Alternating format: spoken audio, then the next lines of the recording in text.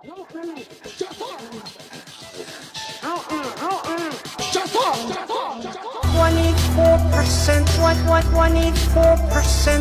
Your child is gonna become a apostate.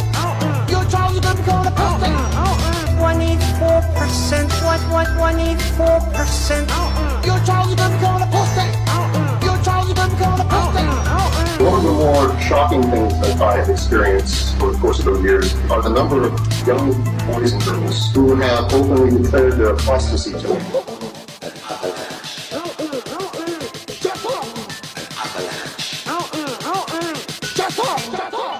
24%? What 24%? Your child is gonna become an apostate. Your child is gonna become an apostate. Left the Quran. Left the Quran. You just left Islam. That's haram. That's haram. You just left Islam. Now you a kafir. You just left Islam. No more takbir. Stuck for a lie. Why would you say that? Stuck for a lie. You know what you did. Stuck for a lie. Why would you do that? Stuck for a lie. You know that was stupid. You just left Islam. Left the Quran. Left the Quran. You just left Islam. That's haram. That's haram. You just left Islam. Now you a kafir. You just left Islam. What are you dumb? What have you done? Where's your iman? You just left the Quran.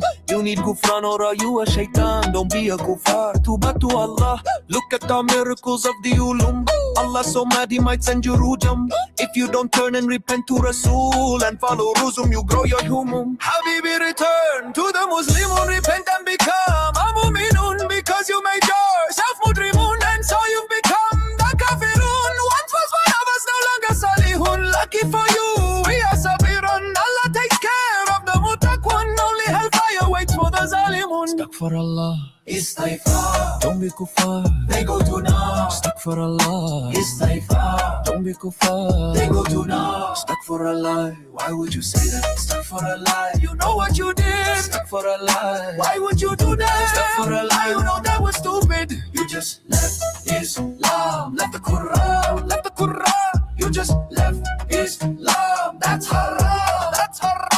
You just left Islam, now you a kafir. You just left Islam. What is up, guys? Welcome to the live stream. So nice to see you all. God bless you guys. We are here, we're live, and we're going to be doing a debate review today. There was a Christian pastor by the name of John. He goes by Bought by Blood 316 on TikTok and on YouTube. And he debated Mohammed Hijab, one of these impromptu call-in shows. And the topic of oneness of the Quran, preservation of the Quran came up. So definitely want to review that. But before we do, just want to say what's up to everybody. I haven't been live on the channel in so long. It feels like forever.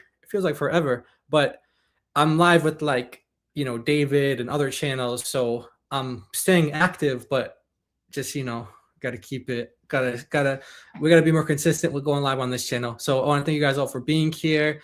And yes, continue guys to please keep myself and DOC in your prayers. We hope to be back soon, but it is outside of our control when that timing happens. So we ask for your guys' prayers for God's favor and his timing. And we have full faith and know that everything's going to work out exactly when God wants it to, and very happy about how things are going to go. We got lots of things planned. We got lots and lots planned. So what's up, everybody? Welcome. Thank you for the super sticker. Thank you so much. Hello. Blessings to you all. Little John. I've seen him being called Little John. I'm not sure where that name originates from, but I have heard him say that. I've heard people say that. You got another super chat. Please pray for the Samson family in Sweden who have had their 2 kids taken away 3 years ago. I remember this comment. I think you sent us this comment before. I'm assuming the situation hasn't been resolved yet, though, so we will keep them in prayers. Please, guys, pray for the Samson family. They're saying they're based in Sweden. They had their 2 kids taken away 3 years ago for their, quote, religious extremism, unquote. And he says that there is a global fast for them on Tuesday, the 5th. So that's tomorrow, Tuesday, the 5th of May. God bless. I thank you so much for the super chat, and thanks for raising awareness to that. I do remember a comment about that in the past, and yeah, we will keep them in prayers. Thank you so much for keeping us updated, though, with the prayer and fasting scheduled for them. So, guys, this is one of those topics where there's a ton of information on. So, I don't know if you guys remember, like, when we used to do these kind of just debate review streams or whatever. It was just like I didn't really have like things as prepared. I would have like a bunch of tabs, and I didn't know like where I was going until we started playing things. And so I don't know if you guys remember those days where we were a little less organized with things and how we do things. We're still learning, of course, but there's always room for improvement. But it's going to be like one of those streams back in the day where it's like I have a ton of stuff that I want to share. The debate provides us with an opportunity to share a bunch of things with you guys, and hopefully we can, use this in our ministry and our evangelism to Muslims. Actually, in about 3 hours from now, Avery is going to be going live, and he's going to be talking about Quran preservation as one of his call-in debate topics. So this is the topic that's going on right now. This is the hot topic. Avery's hitting on it, and Avery's hitting on it. We're hitting on it. David, IP, Than, a lot of people are hitting on this topic. Oh yeah, plus shout out to all the people on TikTok too. See, I don't know everyone on TikTok, but I do know that this topic is really hitting big on TikTok as well. The Quran preservation / oneness of the Quran, and people are doing different things with it. Obviously, from my perspective, my end, I'm not coming in with like the hard philosophy and giving you guys like the logical, premise 1, premise 2, here's the dilemma of this, that way. As you can see, I can't even really formulate it correctly when I'm even trying to say that's not what I do.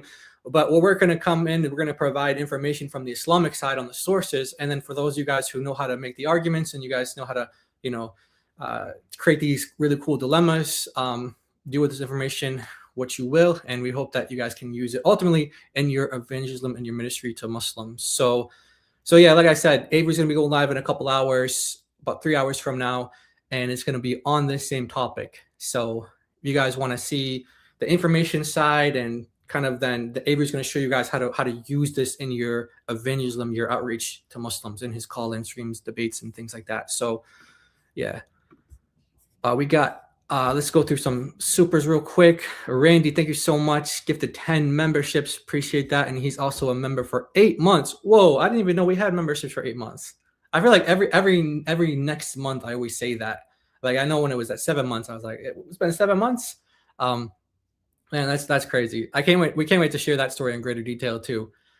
YouTube basically gave us an offer to where if we turned on monetization on the channel by allowing people to do memberships and things, that they would give us some crazy offer that technically I can't say the exact amount because it's part of the YouTube contract, but it was some crazy amount that we couldn't refuse. And it was like, we would just be throwing away money if we didn't do it. So we had that opportunity because of other things that have happened to us that you guys know about. And God is just so good. Everything just worked out. And now we've been having it for 8 months. Wow. So thank you for being a member for 8 months and getting all those cool emojis and, popcorn and Pepsi and things like that. All the cool emojis that come with it. Appreciate you and the 10 members. Welcome. All right, guys. So we are going to get right into the debate because this is going to... Oh, yeah, shout out to the Word Night as well, actually. I got a song up here.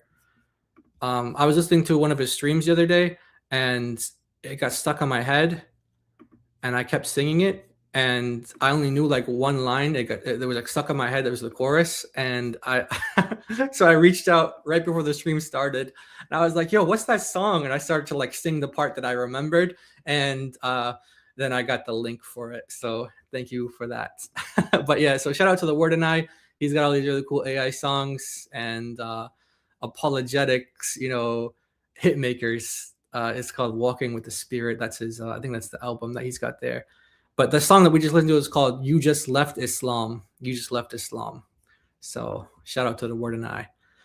All right, guys. So we will get right into it, and then we have a bunch of slides, which I don't think we're gonna get to all of them, but we'll see what we cover.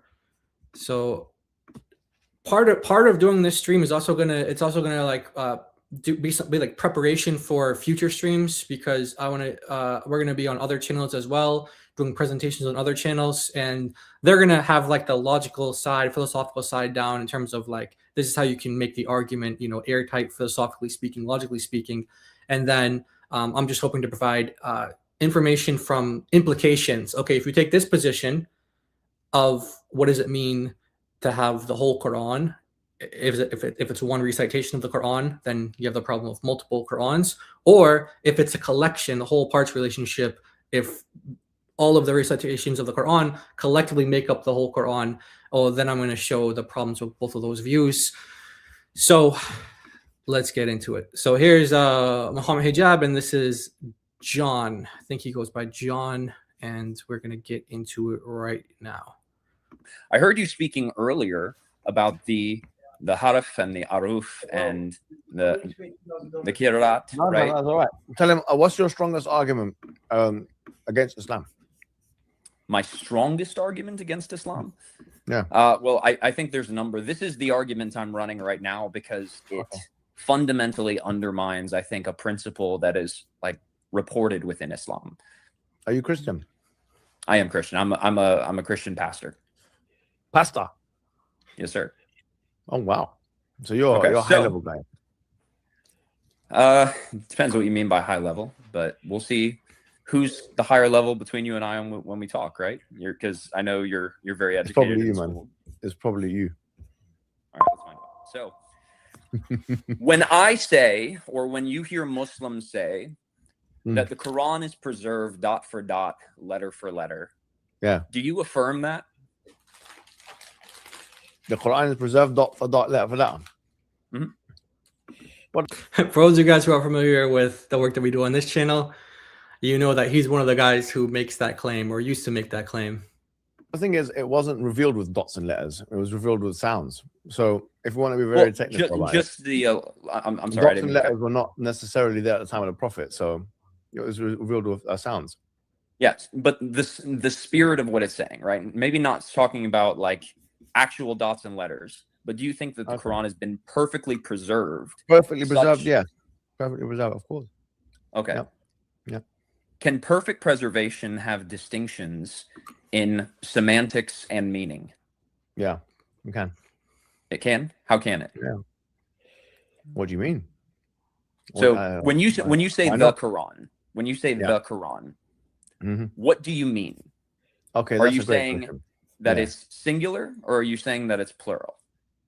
Quran is any approved recitation from Surah Al-Fatiha to Surah Al-Nas, okay, with chapter 1 to 114 of the Prophet, which fulfills three criteria. Sorry, which fulfills three criterion. Give me one. And those three criterion are the ones that Ibn al-Jazari mentions in Tayyibut al-Nashr. Are you listening to me, my friend, or what?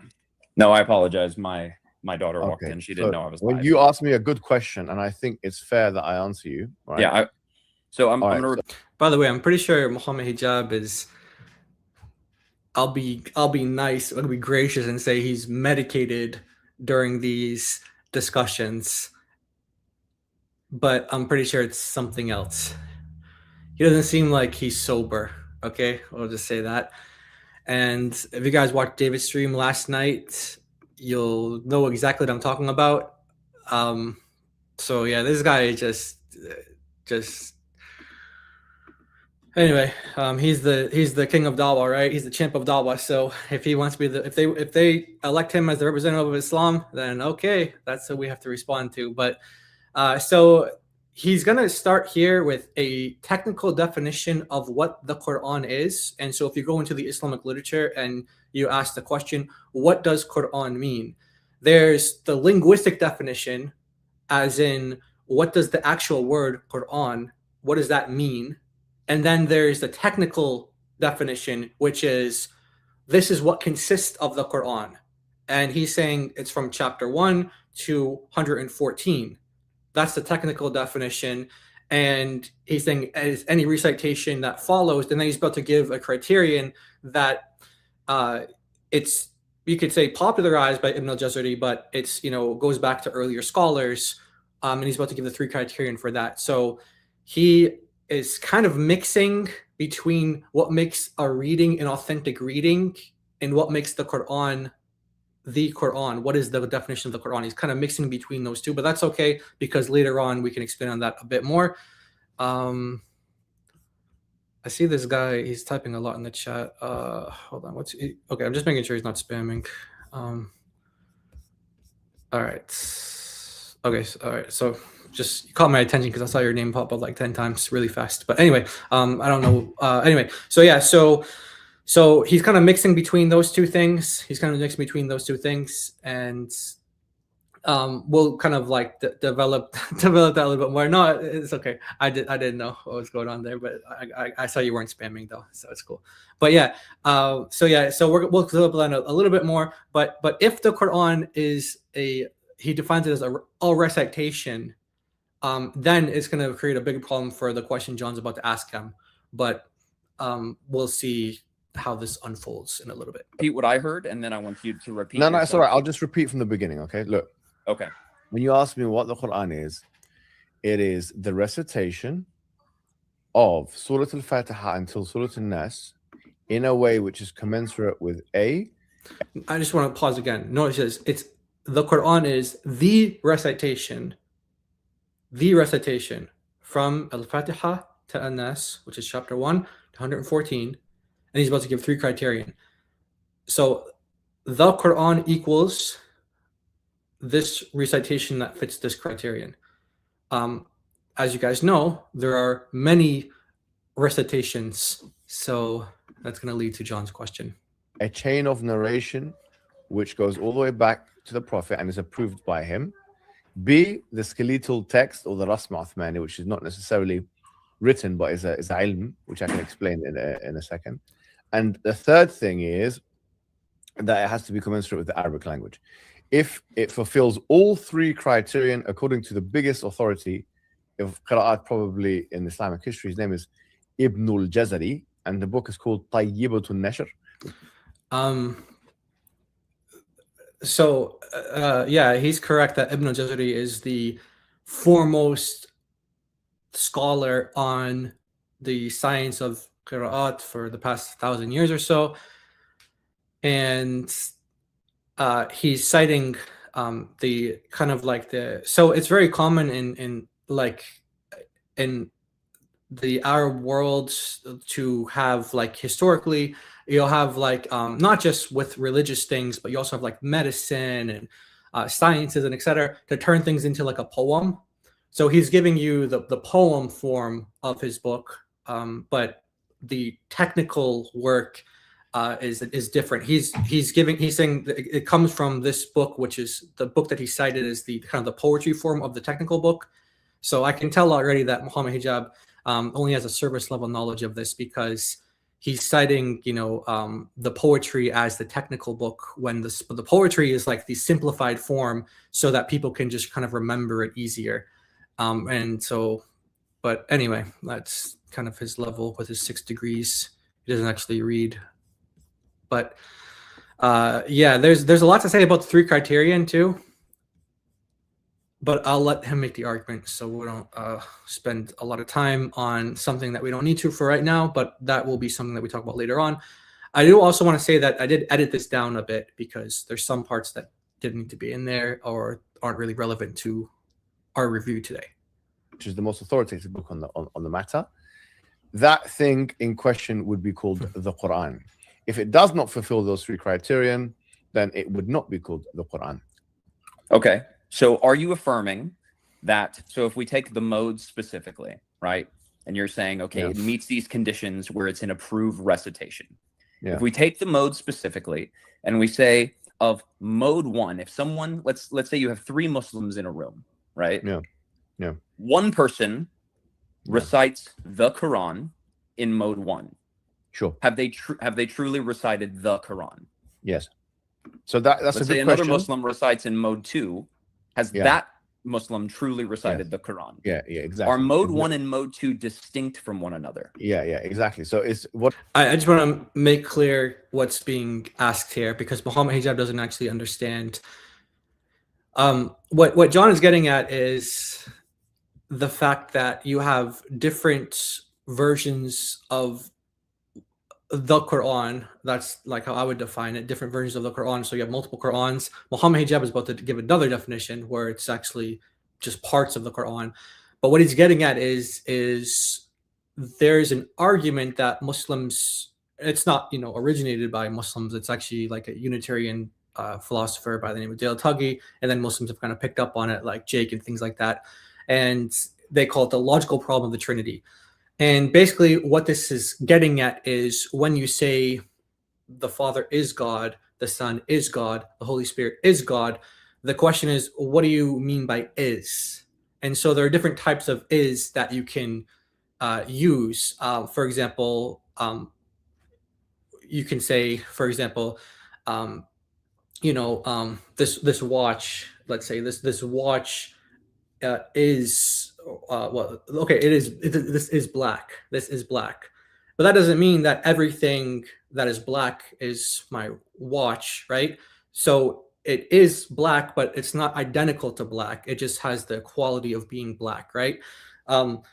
So there's is of identity, is a predication. There's all sorts of ises. I was talking with Thin about it the other day, and he was telling me like there's like tons of different options for how you can answer this, and it's not just limited to 2, but there have been 2 kind of popular ways to answer it, which is either identity, and then that gets into different kind of forms of identity, like absolute identity versus relative identity, and then there's predication. Okay, so he's applying that type of argumentation to the Quran, and he's saying that when you are reading Quran, let's say the recitation number 1, are you reading the Quran? And what he means by the Quran is he means the entirety, the whole Quran.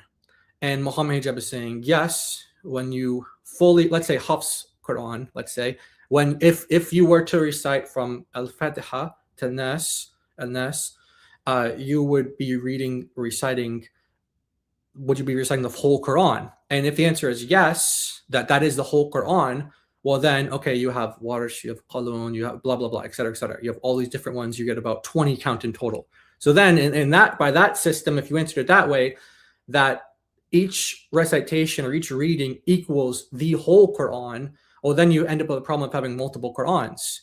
And that runs into issues because the Quran claims over and over and over again to be a book, the book, a clear book, singular language.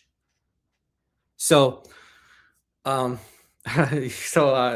that turns into a problem, and also it turns into a problem from at least on the kind of like the polemical side of Muslims, which is they are always arguing that there's only one Quran. This one Quran has always been the same from Muhammad until today. You can go anywhere around the world and you can read this one Quran, and it's not going to have any changes in it at all. Well, obviously, that's false. But the variations or differences, the question is, are those themselves the Quran, or how would you identify them? So Mohammed Hijab does another move. So they're really only dealing with 2 options there. They're not dealing with predication and identity, but they're dealing with identity and whole parts, or parts and whole. And I'll let them kind of develop that, and then we'll talk about that a bit more. But is the Quran? Sorry, let me just answer this question. It's a good question. So say you've got 2 qira'ahs, you've got 2 readings of the word Malik, or the word, which you do have, right? So for example, king and owner, right? King and owner, right? So okay, before he gets into that, because I have a lot to say about that actually. So like I said at the beginning, guys, I don't even know, I still don't actually know how I'm going to be doing this stream today in terms of all this like slides and information I want to share, but I do want to share something first, okay, before we get too deep into this. And it's kind of like a graphic that I have here that I want to put on the screen, and we'll kind of see the problem that is about to be presented. And If you guys are like visual learners, this might be easier. How do I want to, where can I put myself? I'm going to make myself small. Put myself in a corner here. All right, let's do it like this. Okay, yeah, you guys can see that now. So this is the problem, okay, guys? And this is, like I said, this is not the only way to answer the question, but this is how it's being presented to Mohammed Hijab. And this is how the answers that he's giving. So again, there's different ways to answer the question. If you ask a question to a Muslim, you ask the same question to a Muslim, you might get different answers. But this is basically what Mohammed Hijab is being presented with. Okay?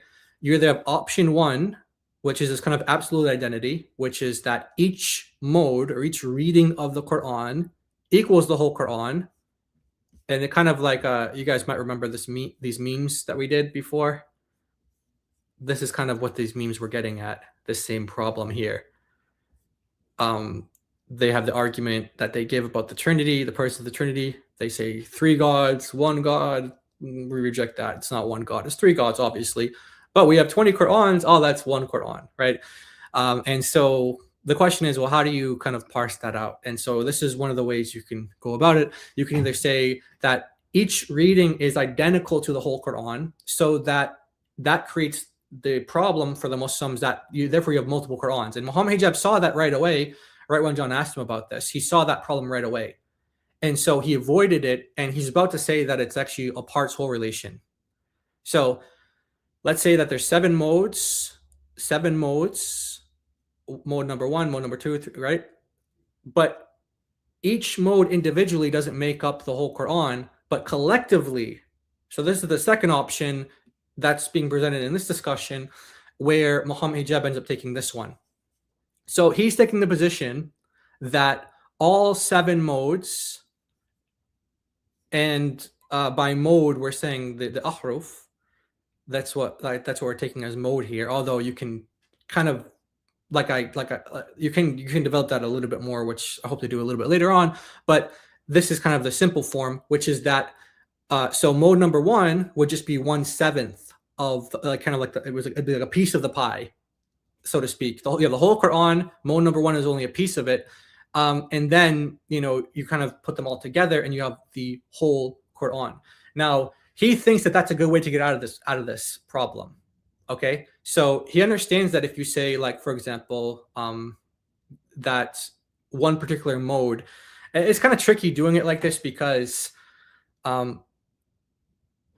like when we're thinking about the Qur'ans that we have today, we're thinking of like these actual physical copies, like these physical copies of the Qur'an, like Hafs, for example.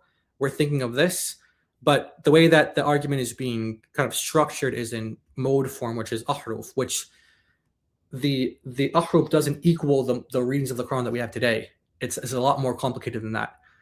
But just for the sake of the argument, I'll kind of use this language for this part at least, just so we can kind of see where the argument goes and they'll kind of feel the power of the argument. But let's just say, like, you're reading, let's just pretend that Hafs equals 1 full like mode of the Quran, let's say, or it's Hafs collectively makes up or is one of these 7 modes, right? So the question is, if you read Hafs from Fatiha to Nas, and the question is, did you read the whole Quran? And Mohammed Hijab, he's going to say, no, you only read part of the Quran. So now he's on this problem. Now this is going to lead to a bigger issue. Why is it going to lead to a bigger issue? Because he's saying that all of the 7 ahruf make up the whole Quran, the one Quran. Right? So you know how we show, like, these different Qurans, and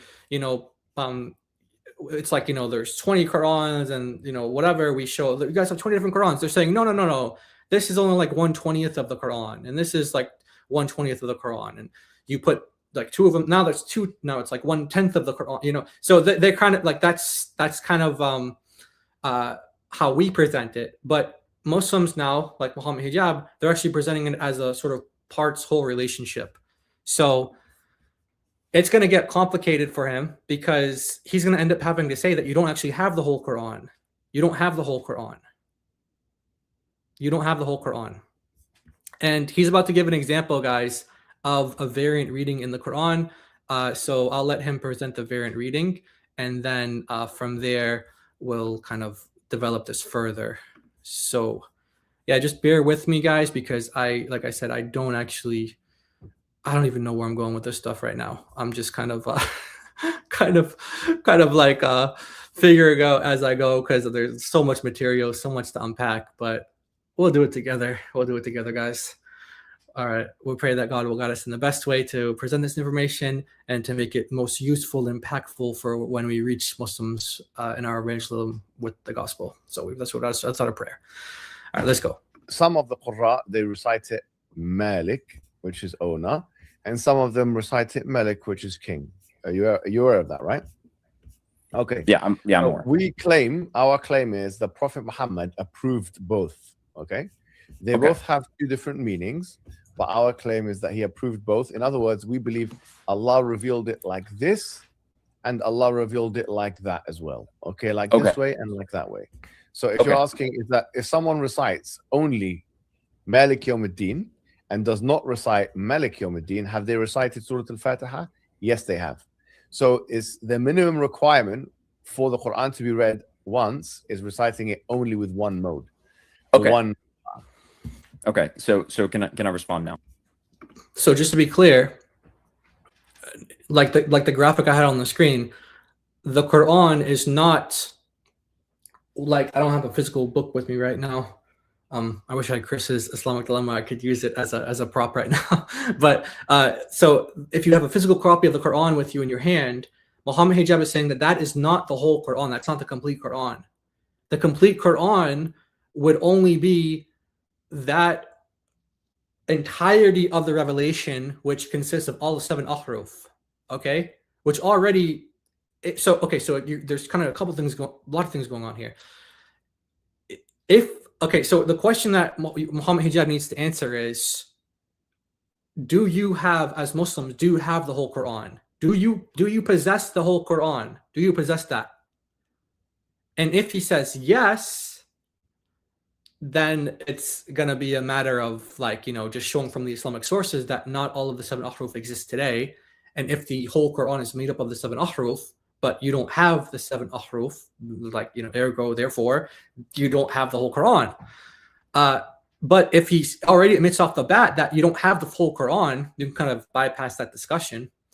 And I hope you guys can see the kind of different ways you can go about this. And that's why I love hearing all the different arguments that people make from this information. Like you have John kind of represents the TikTok community and how they're using the argument, and then you guys have heard us how we make these different arguments through the years, and other people on YouTube as well. And so it's just kind of fascinating to hear all these different things you can do with this information, and kind of you're getting at the similar goal is to show the Muslims that they don't actually have the Quran, and it's not preserved the way that they were taught. And this is kind of like a segue into, well, you guys were taught this from your sheikhs. You guys were taught this from your leaders, your scholars, that you have the Quran. But now we're finding out you guys don't actually have the Quran. You don't have the whole Quran, or your Quran hasn't been preserved in the way you've been taught it has been preserved. So if you've been lied to about the very basic doctrine of what the Quran is, then what else could they have lied to about? And you kind of like lead them into it. Kind of like it opens up like a huge. It's like a gateway conversation. It's like a gateway conversation to opening big problems up for the Muslims, and hopefully ultimately leading to a presentation of the gospel, which there's a really cool way to present the gospel as in accordance with the similar kind of theme and same topic, using the famous holes in the narrative quote from Yasser Qadi. It's really cool. So we'll get to that. But yeah, let's just hear how this goes. So if we just apply, right, the same principle of Leibniz law, right? If A equals B, then whatever is true of A is true of B. Okay. Right? If we apply Leibniz law to this principle, and we say, of the modes that Muslim, like that room I was saying, Muslim 1 recites in mode 1, Muslim 2 recites the Quran in mode 2, Muslim 3 recites the Quran in mode 3. According to Leibniz law, Mhm. how many Qurans are represented by numerical identity? That's the thing. Look, I don't think you understand what I'm saying to you, right? If you go from Surah Al-Fatiha until Surah An-Nas, No, I do okay. understand. By the way, Muslims love gaslighting. I don't think you understood me. Well, it's one thing to say I don't think you understood me, but he goes on to say like, no, it's clear you didn't understand me. So the gaslighting starts to kick in. So yeah, let's see how this goes, guys. I can steel let man me your explain it, argument. because there's something clearly not. There's something. No, that I could steel man you're your missing. argument. No, there is something. The fact that you think I think is identical is a problem. I don't think they're identical. I think that there are distinctions between them, and they're not. I'm not trying to make a Trinitarian argument about Malik and Malik. I'm just making a normal claim that you have two ways of reciting this particular verse. You have Malik and you have Malik. Owner and king, both of them are approved by the Prophet. Okay, and that's it. Simple as this. Okay, so I understand. Oh man, there's so much to say, guys. Okay, do I want to get on this part now? Okay, so no, I gotta focus, Jai, focus. Okay, I gotta focus on the big picture. I'm because he's saying things that are like he's talking about how both of these readings are are both approved by the Prophet, which is completely false. There's no evidence for that at all. You don't have Muhammad saying it both ways, or saying it one way or saying it another way.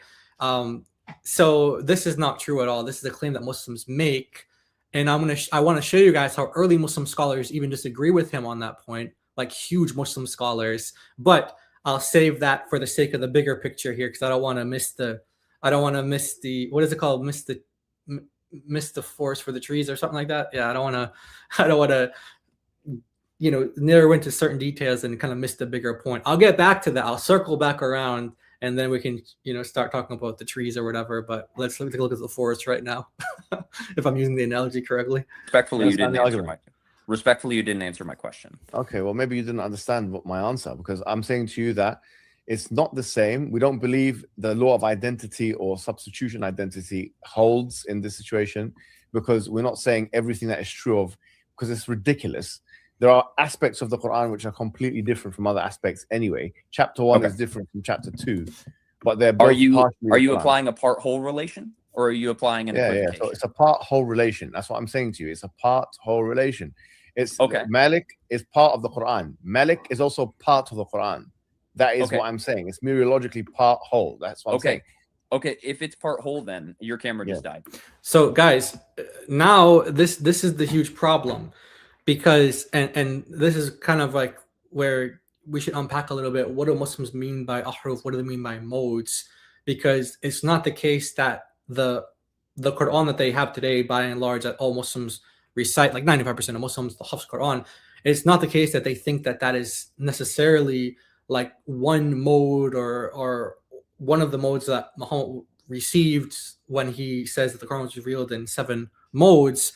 7 ahruf, it's not the case. So those are not equal to each other, but that's fine, because it gets into a bigger problem. How those things relate to each other? How do the ahruf relate to the Qurans that we have today? And that kind of makes this argument, it just complicates it even more for the Muslim. So what he's saying right now is that, like, kind of like the second graphic shows, you have like the pie, or the pizza, where you have like the 7 different modes that make up the whole Quran. So he's basically saying, yes, they're like puzzle pieces. You have you have Hafs, you have Shu'aba, you have Qalun, Warsh. You kind of just put them all together, and then these pieces of the puzzle make up the whole Quran. They make up the whole Quran. This really bad for him, really bad position to take, because he's going to end up having to admit that Muslims don't have the whole Quran.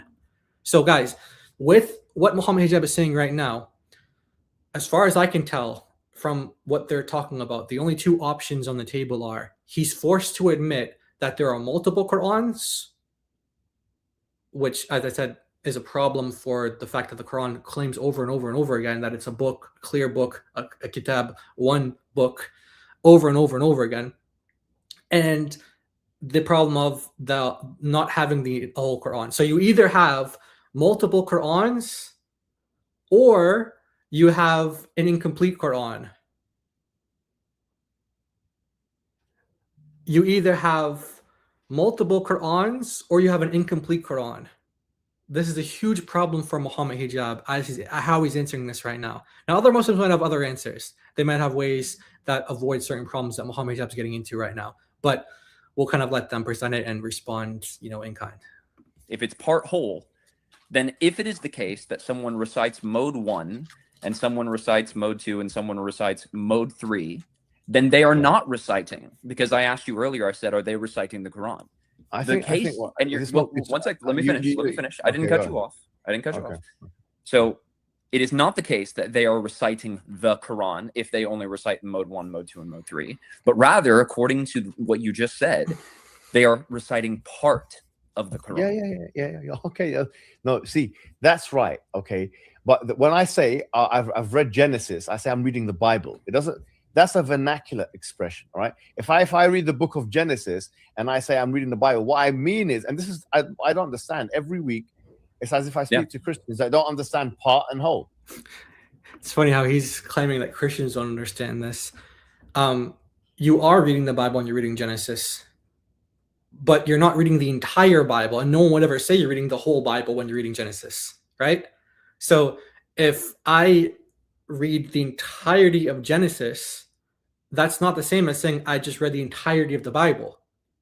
Okay, so he's saying that if you read the entirety of the Hafs Quran, then it's the same thing as saying, well, I just read Genesis, I just read the Bible, but you didn't read the whole Bible. If you want to read the whole Bible, it's Genesis to Revelation. You have to read the entirety of the Bible, and then you can say you read the whole Bible, the completed reading of the Bible, let's say. But he's saying that if you have a complete reading of the Quran, Al-Fatiha, chapter 1, to Surah An-Nas, chapter 114, and you read every single thing between those two covers, that you still haven't read the entirety of the Quran. You only read part of the Quran. So this is not an analogy. It doesn't work. You can tell he's not too, like I said, he's either medicated or maybe he's high or drunk. I don't know what he is, but he's definitely not his sharpest right now. All right, so let's see how he tries to get out of this. If I say a part of something can be expressed in the language of wholes. If I say I read the book of Genesis, and is it okay for me to say I'm reading the Bible? Of course it's okay for me to say I'm reading the Bible if I'm only reading Genesis. So you can use a part to express a whole. I thought I made that clear. Okay, but Totum how would pro parte is called totum pro parte, which is Totum pro parte. using a whole to describe a part and vice versa. You can do that. That's a normal. So now we can ask an epistemic question. Okay. If I hear a Muslim say the Quran has been perfectly preserved, and I hear one Muslim say that it's never been changed, right? There was, I can't remember the name of the scholar right now, but specifically, there was a person who... What's his... John? Hey, John, you don't remember the name of the scholar? Don't worry, I got you. We'll get to it. We'll show you, including the guy you're talking to. He made the same claim you're about to ask about.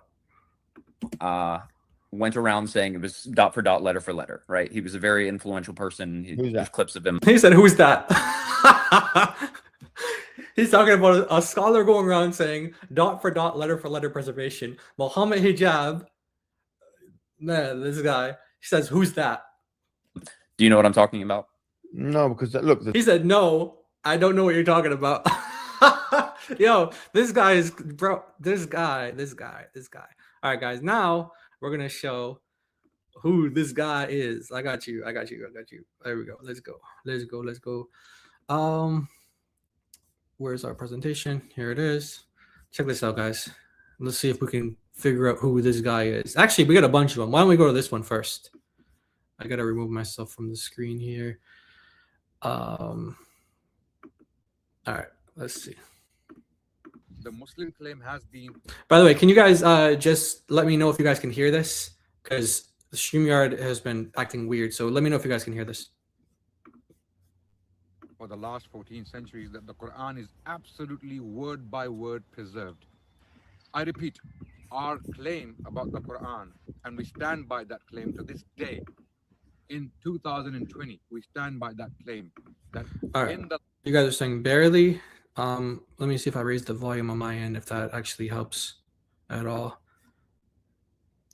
It's quiet. No. Let me remove my headphones. All right. Let's start over. The Muslim claim has Oh wait, let me turn my volume up. Let's go. been for the last 14 centuries that the Quran is absolutely word by word preserved. I repeat, our claim about the Quran, and we stand by that claim to this day. In 2020, we stand by that claim that in the light of evidence and otherwise, the Quran is preserved word by word, and it can be traced back to the Prophet Sallallahu Alaihi Wasallam, Prophet Muhammad, peace be upon him, word by word. And frankly, Who's this guy? Who's this guy? Huh? Who's this? the Quran has been preserved, we believe, since the time of the Prophet till now, word for word, letter for letter, haraka or vowel sign for vowel sign. There is not a book on the planet Earth in human history that has been preserved like this in its reading, in its articulation, in its pronunciation, in its preservation. There is not a book on the planet Earth which has been preserved like the Quran.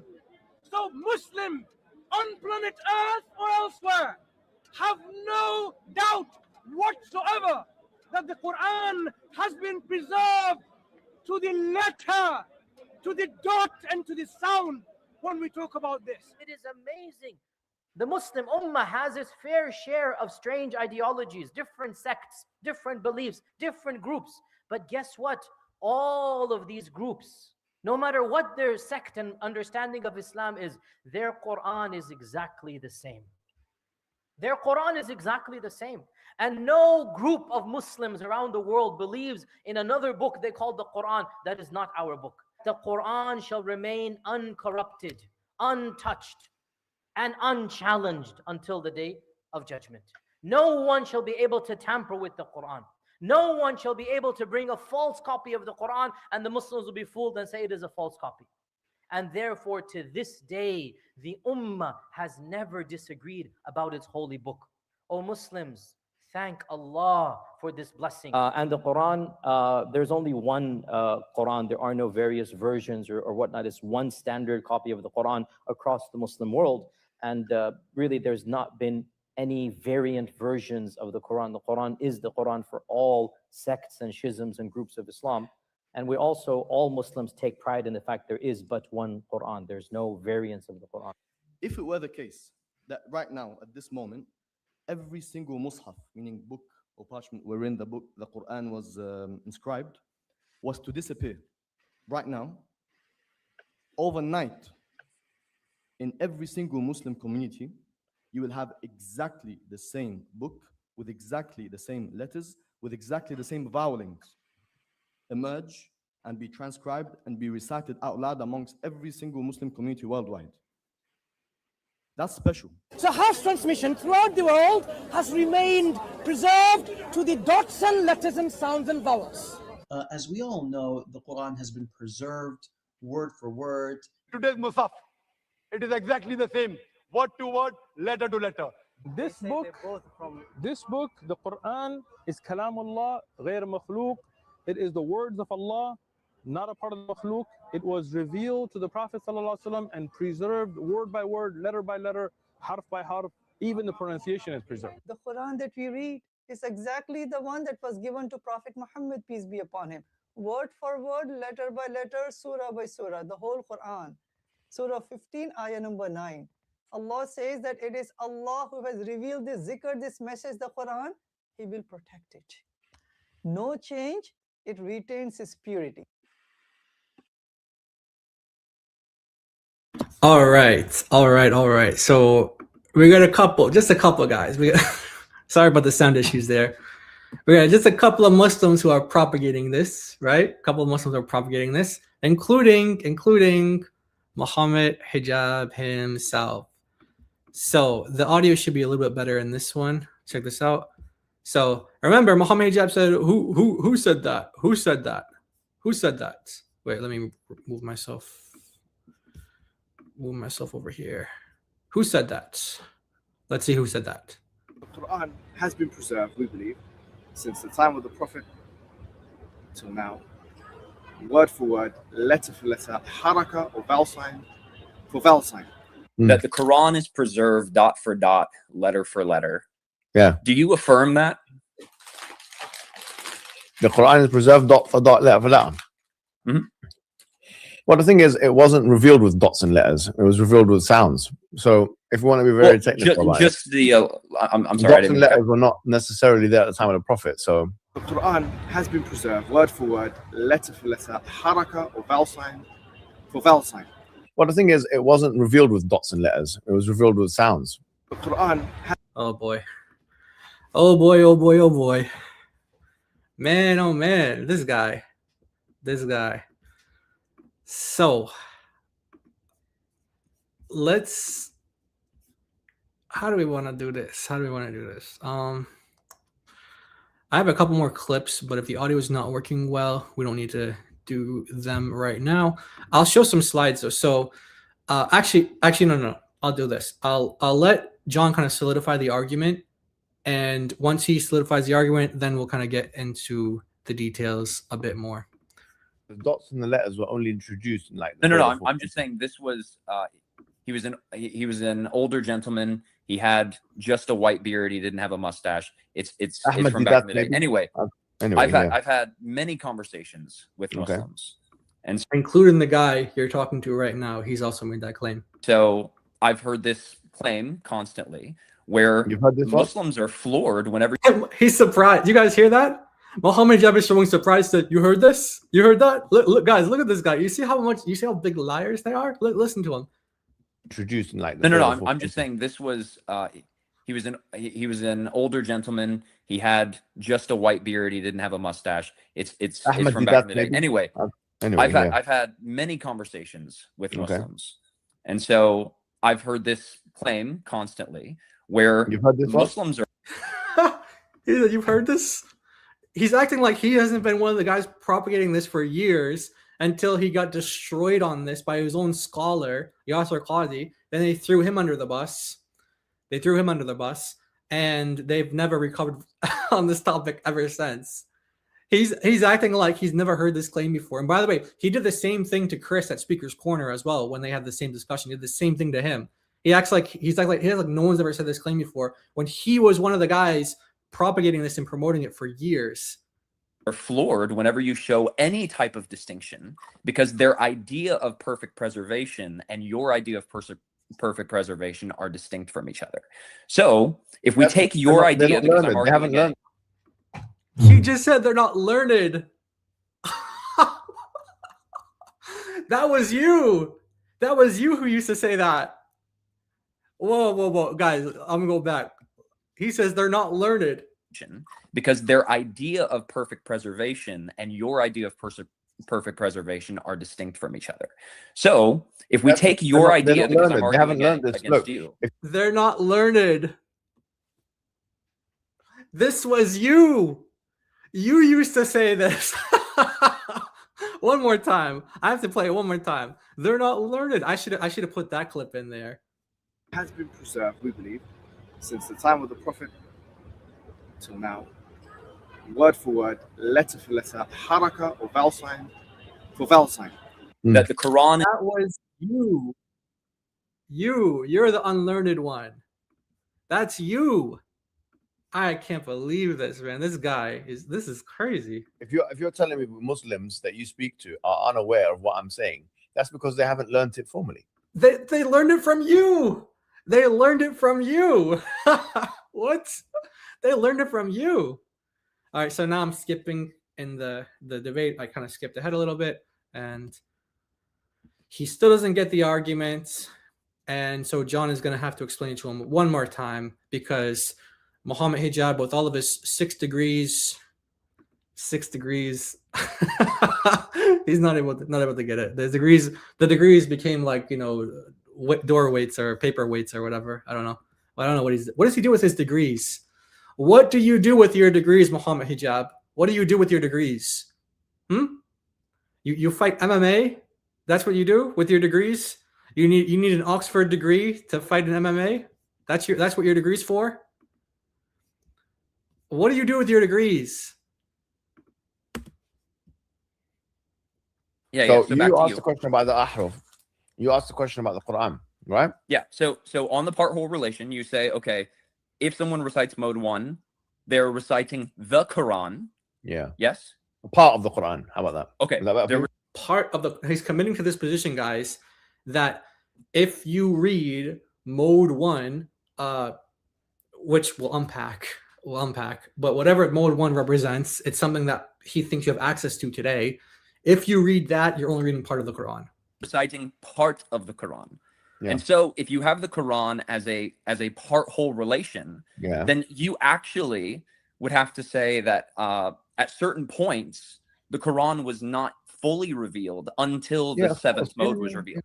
Not just that, by the way, but it's going to be much worse for his position. Much, much, much worse for his position. Much worse. Right? Oh yeah, that's what we affirm. Okay. All right. The Quran says that itself. The Quran says what? The Quran says what? At certain points, the Quran was not fully revealed until the seventh mode was revealed. The Quran was not fully revealed until the seventh mode was revealed. Right? Oh yeah, that's what we affirm. Okay. All right. The Quran says that itself. The Quran says that itself. The Quran says that the Quran is not fully revealed until the seventh mode is revealed. Guys, the Quran doesn't speak about so the Quran doesn't speak about itself like that. It doesn't talk about it in terms of modes. So how you access the Quran is through these modes. So once you possess a mode, let's say, that's the only way you can access the Quran, whether it's through someone reciting it or whether it's through a book, whatever. But so you have to access it through a mode. It doesn't talk about itself in terms of modes. The Quran doesn't ever say anything about modes. This is something that comes from the Hadith that different schools of Islam reject. Like, for example, Shia Islam, they don't believe that there are 7 modes. They say there's only one mode, and they say that it's a lie to say that there's 7 modes. There's only one mode. There's only one harf of the Quran. That's what the Shia believe. We'll get into what kind of Western scholarship says about the modes, but Shadi Nasser kind of likens it to kind of like, is it what comes first, the chicken or the egg? So you either have the claim that there's variance to the Quran or variance existing, and then you kind of have to do some makeup and, put some makeup on the Quran and kind of say, oh, it was meant to be like that. It was revealed like that. So you either have, there were some variations in Muhammad's time, and these were said to be acceptable, or which what the hadith say, or you have, and we're talking about actual history. We're not talking about hadith literature and Muslim history. Obviously, we're talking about actual history. Or you have that Muslims started to see that there's different readings, there's different Qurans, and they kind of made up a story, which is very plausible because we know that Muslims would often make up hadith literature to justify certain legal positions, for example. So let's say there's position number 1 and position number 2. The guys arguing for position number 1 and position number 2 would make up hadith on each topic to favor their position. So it's not unbelievable to think that Muslims are seeing that there's different Qurans, and they're kind of like their minds are blown. Like the literature does indicate that they were surprised about that. In fact, one of the master readers, Ubay, of the Quran said that it caused him to more doubt and have more disbelief in his heart than he ever had when he was a non-Muslim. So it's not too unbelievable to kind of imagine a situation where Muslims start figuring out that there's different Qurans, and then they kind of make up a story. Oh, well, they all back to Muhammad. Yeah, they're all back to Muhammad. He approved, like Muhammad Hijab. He approved them all. It's not unreasonable or something like outside of their own possibility, given the fact that we know Muslims were making up legal rulings left and right. Like between Kufa and different parts of the Muslim world, they were making up things all the time. Yeah. So let's go. Okay, so now let me ask the. There was a time when the whole Quran wasn't revealed. There wasn't even one verse of the Quran revealed. So now let me ask an epistemic question, right? Because there are specific instances. Because this doesn't in the seem hadith. like a strong argument, John. If I'm honest with you. Well, the argument is putting you in a position, Muhammad Hijab, to where you have to say there's multiple Qurans, or we're going to get to this because it's not fleshed out in this discussion, but it could have easily been if they didn't kick him off, or you don't have a complete Quran. So if you don't find that problematic, then I don't know what kind of Islam you believe in. If it's not a problem that you don't have the complete Quran in your position. His position would demand that we don't have the full Quran, and he doesn't find that problematic. Let me bring this up. So because mind you, Muslims, I'm gonna ask an they got people walking in front of the stomach. Hold on, let me just okay. So he finds it problematic. Like he Muslims, by the way, Muslims will say that part of the definition of corruption is omission. Part of the definition of corruption is omission of text. So if we don't have the complete Quran because of omission, well, then the Quran is corrupted to some degree, even according to how certain Muslims define corruption. Question now. Sure. There are instances where people that were around Muhammad's time would hear these different modes, and actually they would look at it as if someone was misquoting the Quran. That's so true. When we're looking at perfect preservation, right? What would happen afterwards? So, like, for example, there's a hadith. One second. Let me Wait, no, hold on. You made a statement. claim, so it needs to be corrected. What you're saying is half true. It's not fully true. You said that there were instances where they would think it's misquoted. The fact is, they thought it was misquoted, and then when they clarified with the Prophet told them, "Hakada unzilat." In fact, this is a very famous hadith. Hakada. It's not just one hadith, by the way. There's Shadi Nasser, for example, has documented like 13 versions of that one hadith prior to Al-Bukhari writing it down or recording it. Unzilat, that it came down like this and it came down like that. For example, the hadith of Umar ibn Khattab, when he was in the prayer with somebody reciting Surah Al-Furqan. That's Omar and Hisham. And let's see, we'll hear the story from Mohammed Hijab, then we'll pull up some sources. Which is chapter 25 of the Quran, whereby that person was reciting it with slightly different recitational variations.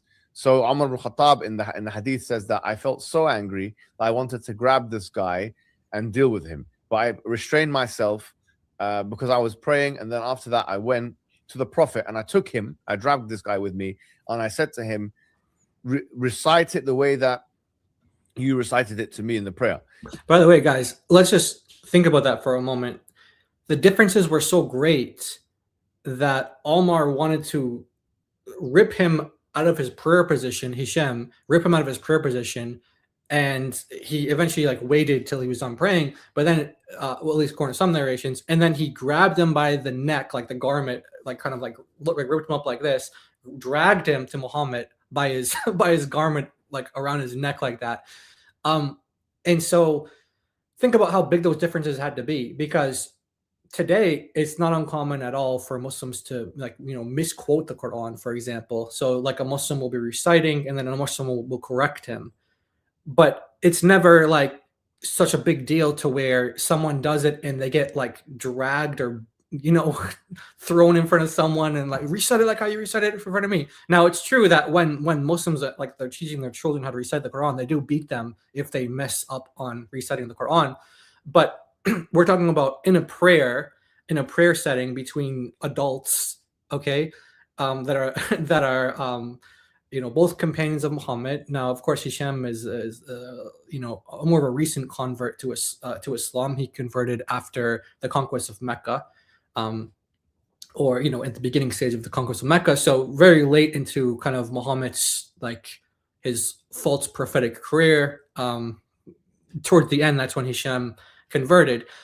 So he had learned a completely different version of the Quran than Omar learned.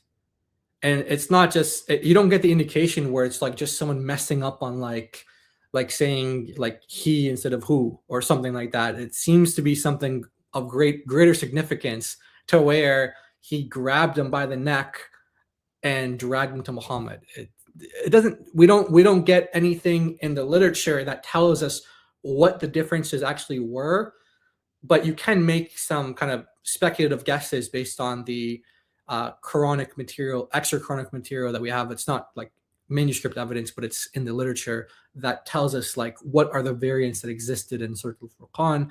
And you can kind of maybe speculate on that. But even with those differences that we have today, it doesn't seem like it's that big of a difference to where you would, basically want to choke someone out and drag them to Muhammad, which tells us that it was a big deal. It was a huge deal, and there were big differences. So then he recited it the way that he recited it to Umar in the prayer, and the Prophet said, "Hakadha unzilat, hakadha unzilat." The way you've recited it is a mode or is a recitation, and the way you've recited it is a mode and recitation. So all of the instances where in which there's a prophetic approval of the different recitations, this is clearly showing you that all of this is within the preservation, within the remit of preservation of the Quran. So he doesn't get the he still doesn't get the argument. He doesn't understand it, or he's not at least acknowledging he understands it, because it's very problematic for his position. Maybe he just doesn't want to talk about it. So what does he do? He does the Muslim shuffle, and he brings up the Bible. And it's funny because he accuses John of committing a tukul fallacy, which is basically accusing somebody of saying, well, I have a problem, but you also have this problem. And so it doesn't address the problem that the first person raised just because you say, well, you have a problem too. That doesn't address it.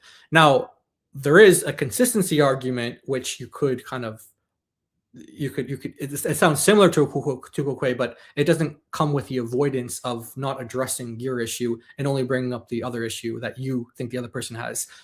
Consistency would be sort of, okay, this is how I answer it when you tell me, but let's see how consistent you are with this. So yeah, we're going to go into a different topic now, but I want to see if you are going to be just as consistent as you were with me on this topic with this other topic.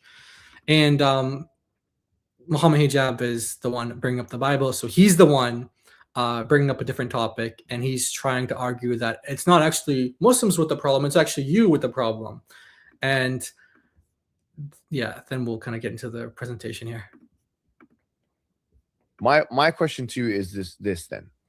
My question is, if God created the heavens and the earth, which we both believe, right? We believe God created the heavens and the earth, the sun and the moon, everything around us. He's all knowing, he's all wise.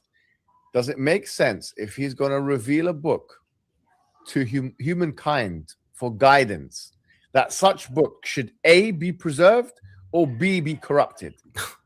All right. That question is so bad for Islam. Like, I don't even know why he would ask that question. Because, as you guys know, with the Islamic dilemma, chapter 3 of the Quran, verses 3 and 4, it says that the Torah and the Injil, they're guidance for all of mankind.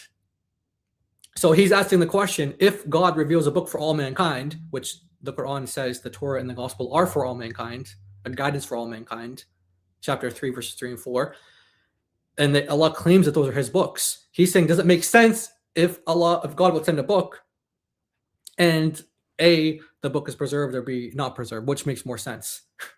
By the way, the book that he thinks is preserved affirms that these other books are preserved and inspired and authoritative as well. So he's appealing to a book that also makes reference to other books that are said to be inspired and preserved. But those books debunk Islam. So you have the Islamic dilemma all over again. But we're going to tackle this from a little bit of a different angle. So he's going to repeat the question again, and we're going to see if within his own worldview or his own paradigm with what he just laid out, if he can answer this question. Can Muhammad Hijab answer this question? Is it the case that according to Muhammad Hijab's position, that Allah has preserved the whole Quran? Has Allah preserved the whole Quran according to Muhammad Hijab's position? That's the question that we're going to get into. Does it make sense for God, if he's revealing a book for all of humankind, to allow that book, which is meant for the guidance, the salvific guidance of all humans, for such a book to be corrupted? Does that make sense to you? Does it make sense for him, if he's going to reveal a revelation for all of humankind to follow, that such a revelation should be preserved, or is it unpreserved? Which one makes more sense?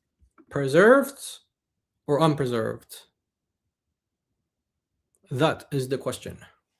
Yeah, preserved, but under the definition of preservation that I'm utilizing, to where is there what? can be differences in semantics. So in there can be meaning. omission. By the way, guys, I don't know why it zoomed in like this. So sorry about that, but it like zoomed in on their faces. So, but here we go. Let's just go. There's only a few minutes left. I'm sorry? So there can be whole books missing. There can. So for 300 years of Christianity, let me ask you this: for 300 wait a years second. of Christianity, I hold on. answered your question. I said in that sense of preservation. 300 years of Christianity, 300 years, not one council was done on what is the New Testament. There is not one council that determined this is the New Testament. 22 books. It was 22 books. What New Testament? What 22 books? What is this guy talking about?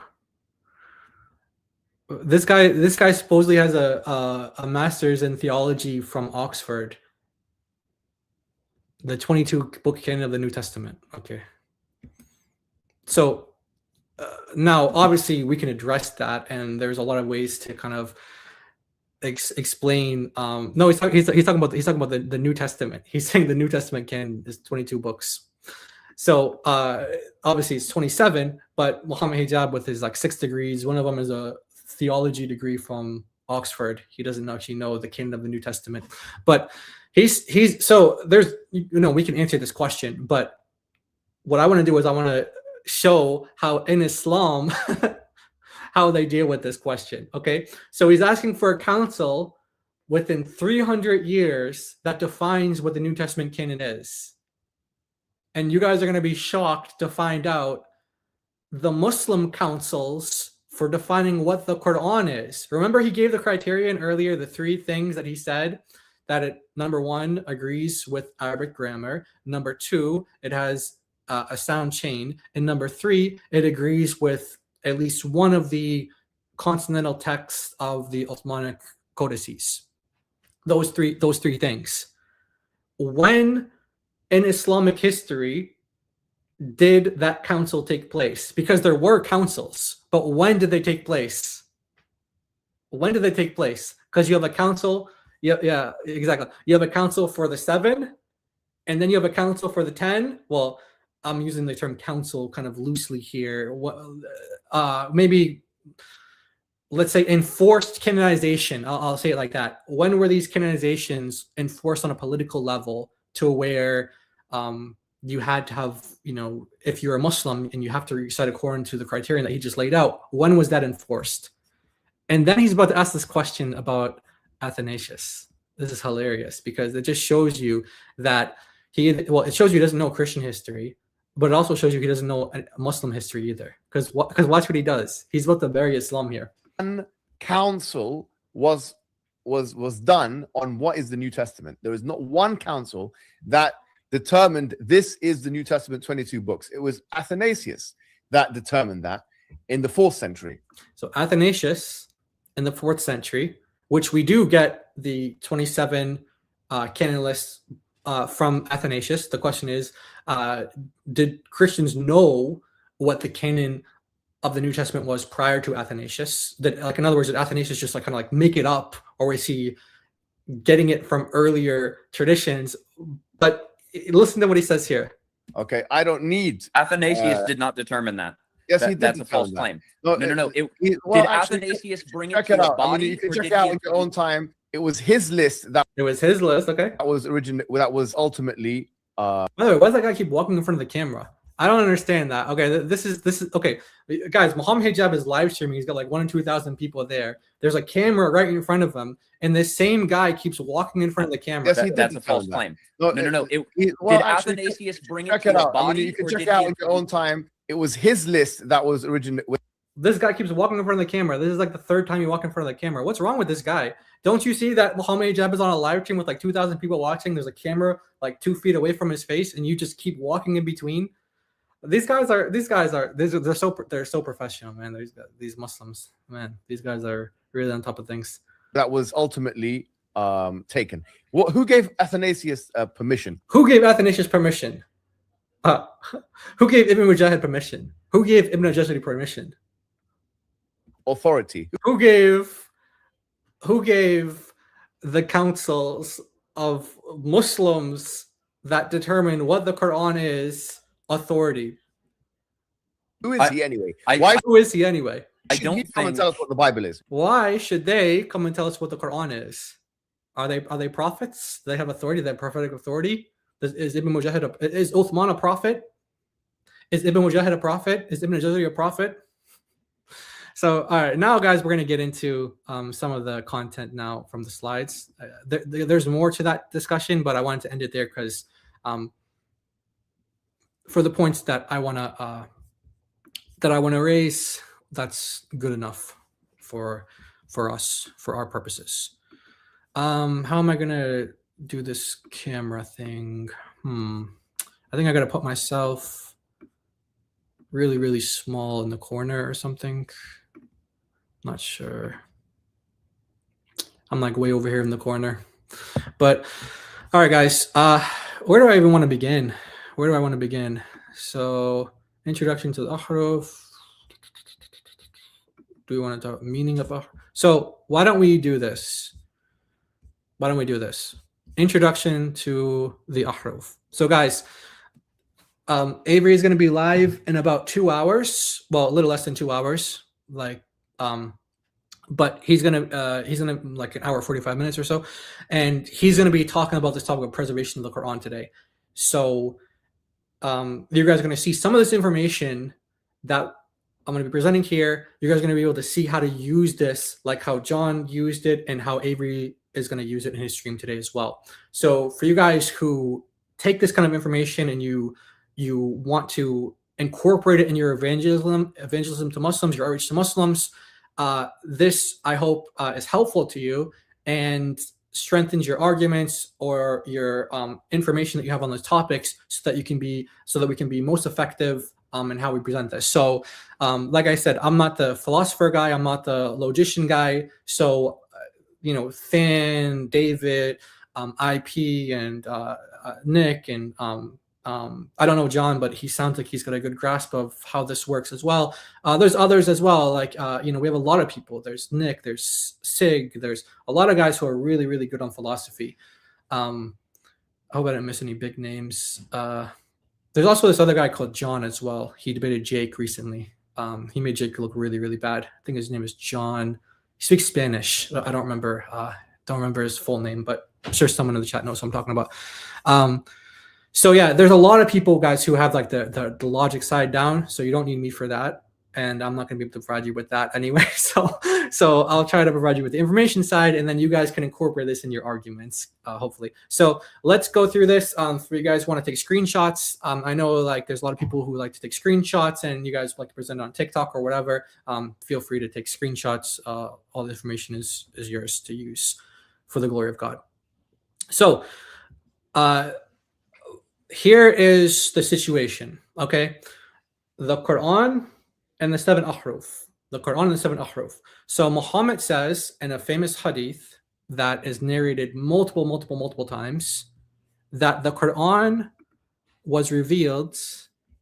And by the way, if it's ever the case that like my camera is like in the way, someone just like send me a message and I'll try to, hopefully I see it and I can adjust it.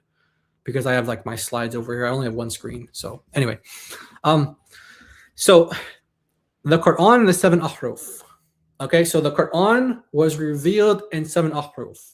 Okay, so there are 13 variations of this hadith of the 7 ahruf that Shadi Nasser documents in his work. And if you guys don't know, Shadi Nasser is one of the leading scholars on this particular topic. He's Harvard educated, Harvard professor, and he's Lebanese, speaks Arabic natively, and so he's able to access the sources and he's able to present them in book form and in presentation form on a very high level.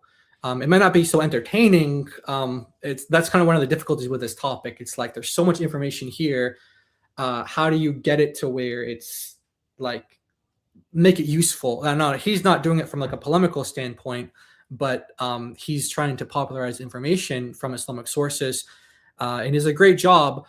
at it as well. So if you guys want to take a look at his books or his lectures, Shadi Nasser is the guy for that. So a lot of information you guys are going to see him popping up or his name popping up. So he documents 13 variations of the 7 ahruf hadith prior to Al-Bukhari. Okay, so I'm not going to read all of them, but this is the one that we just heard from Mohammed Hijab.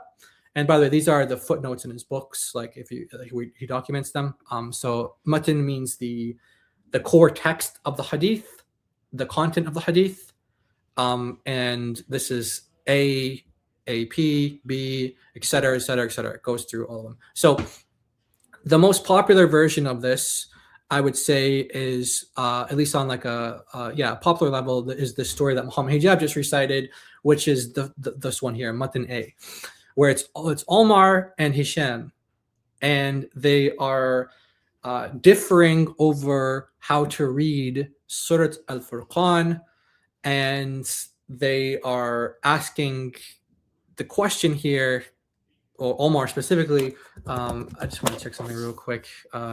Sometimes, yeah, okay. So Surat Al-Furqan is chapter 25. Chapter 25, just for reference sake.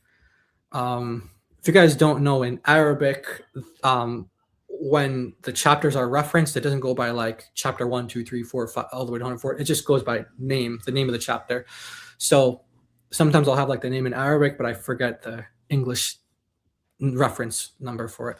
So Al-Furqan is chapter 25. So they're differing on this one. I'm not going to go through all of it because we just heard Muhammad Hijab say it, but there's different variations of this story as well. And one of the ones that's really interesting is the one with Obey.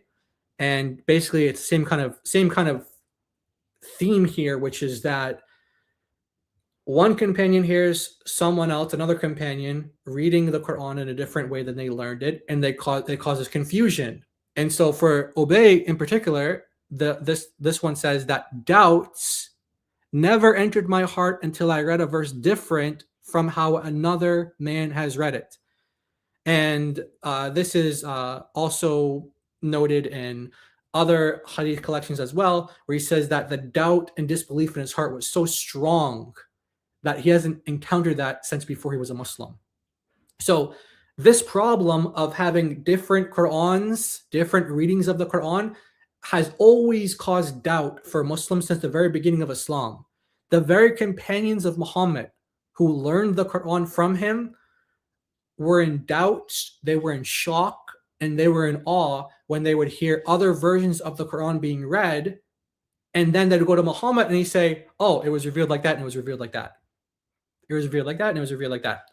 And Obey had this experience to where Muhammad actually hit him on the chest, and it kind of struck fear into Obey, where he thought, like, I don't know if Shadi Nasser, this is it on this one? Basically, he says it was like I was looking at the face of God or something like that. Like he had like so much fear in his heart. So Muslims will take that as like, oh, he hit him on the chest and therefore cleared up his doubts. But he says he was so scared. It's like he's looking at God in the face. Like he was so petrified. So obviously, yeah, your doubts are going to go away once you have this, this this guy who like beheads people for nothing is smacking you because you have doubts in Islam now. So of course your doubts are going to be cleared up after that. But in any case, this story comes to us in many different forms, many different ways. The hadith are not meant to be verbatim accounts of what Muhammad said. Hadith scholars don't even present them that way. So you're going to have many different variations of a particular hadith. And so the reason why I actually had this is from another presentation that I have on that very topic of the hadith are not word for word supposed to be word for word of Muhammad. Like, in other words, you can't quote a hadith and say Muhammad said it exactly like this. That's not how hadith scholars view the hadith literature. And one of the things that they say is like you have multiple authentic hadiths on the same topics where the wording differs. So at best, it's what certain narrators remembered.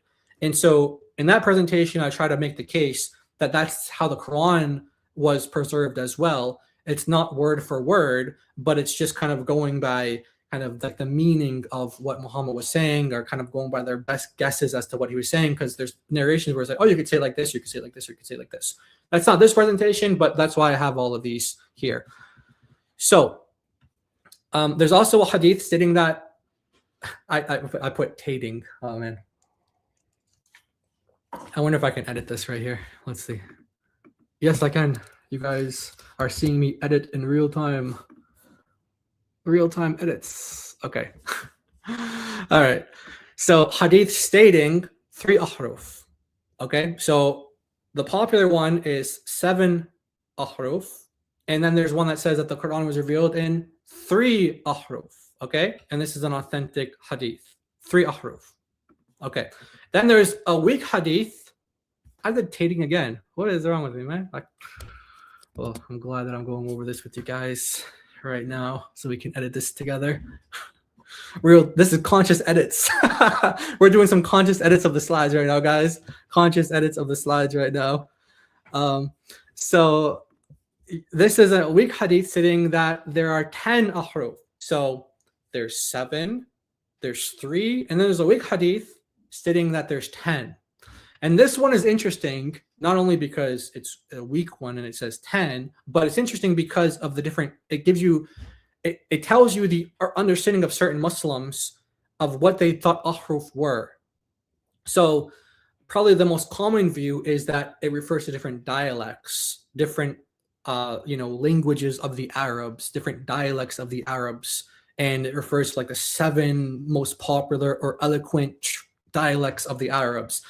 But there are also views that said that the 7 ahruf were just like different categories of things. So I bring this one up just so you can be so you're familiar with the fact that there's different hadiths stating different numbers, but also to show that this is also how Muslims understand what ahruf can refer to. So it's like good news, it's warning, it's warnings, abrogating, the abrogated verse. So abrogating verses, abrogated verses, exhortation, parable, etc., decisive and ambiguous verses, and then lawful and unlawful. So that's one way that certain Muslims have understood 7 ahruf as well, not just with this one, that they take it as, it's not that each of them differ, but it's that the Quran being revealed in 7 ahruf means that, for example, you have one category of, Allah permits things. Another category, Allah forbids things.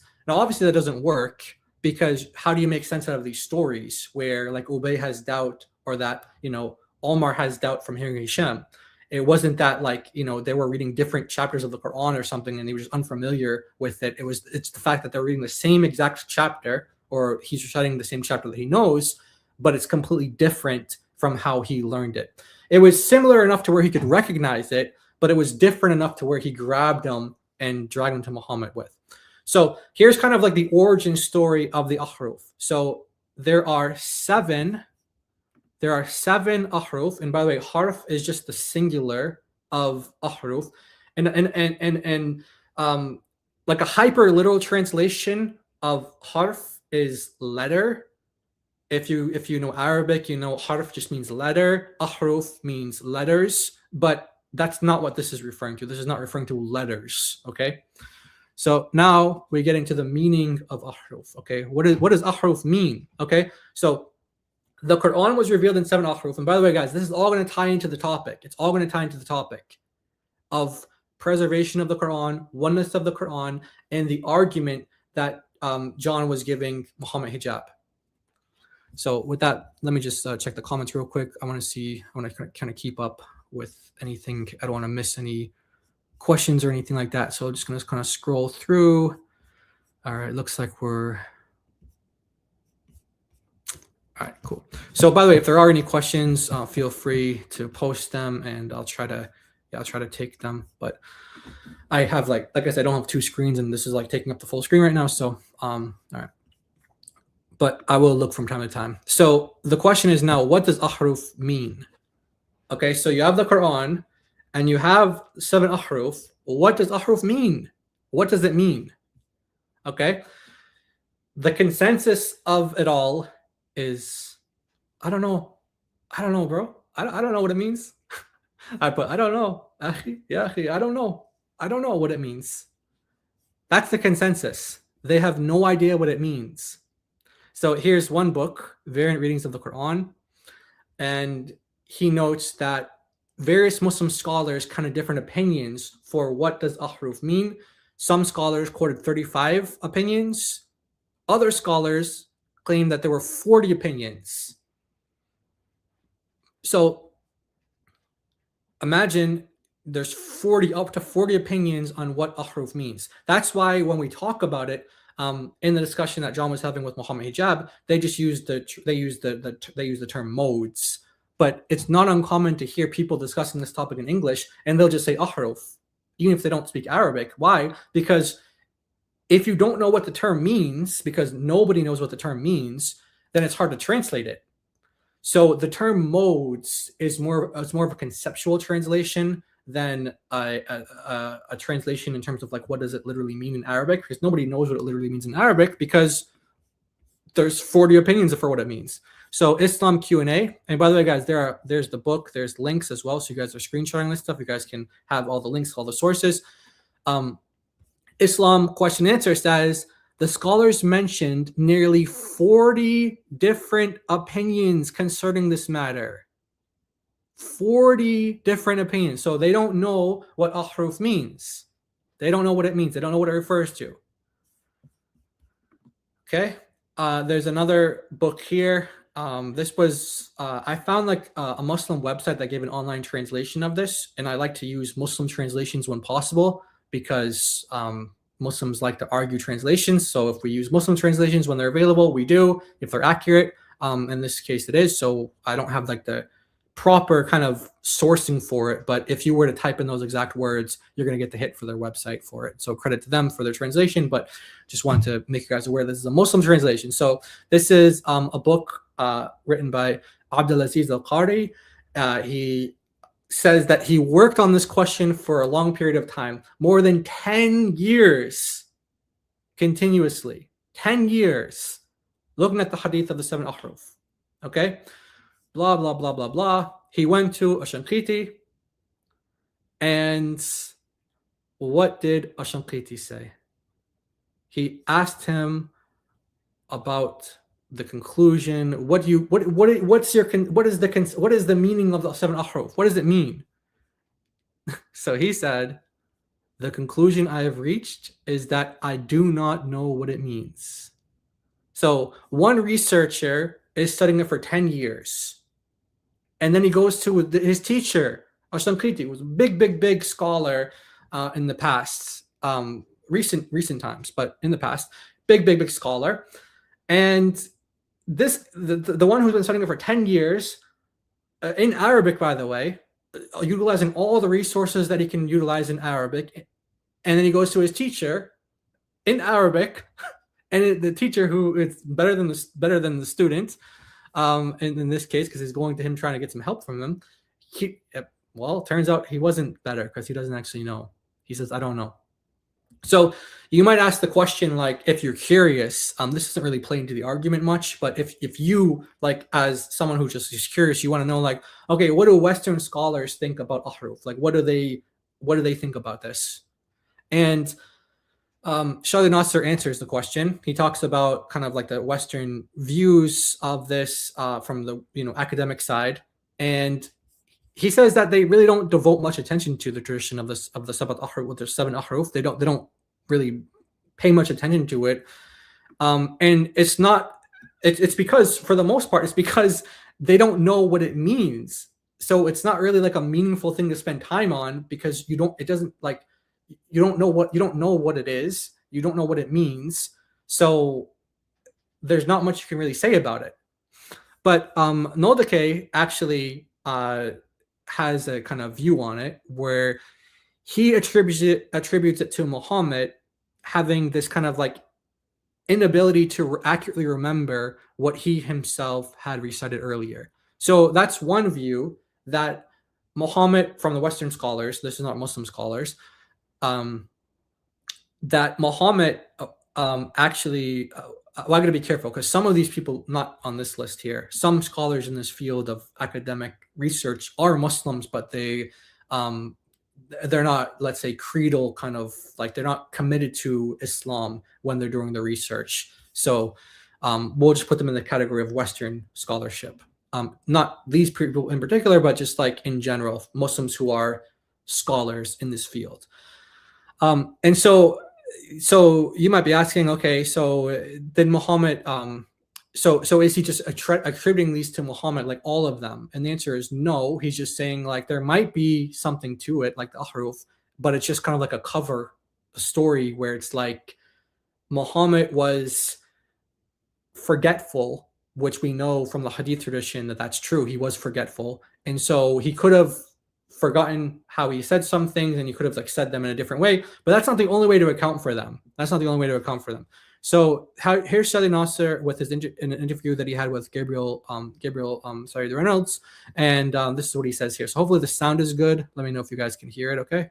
I don't believe that there's one reason for variant readings. Usually scholars tend to go with one position. The reason why we have variant readings is that because we don't have diacritics. The reason why we have variant readings is because of legal customs, like John Burton, the collection of the Quran said. So I think variant readings exist because of all these different reasons. There are variant readings because of exegetical issues. There are variant readings because of legal customs. There are variant readings because of the lack of dots and diacritics. There are variant readings because maybe there were actually variant readings during the time of the Prophet that he recited things differently. So I don't think we should be exclusive and say variant readings exist because of one reason.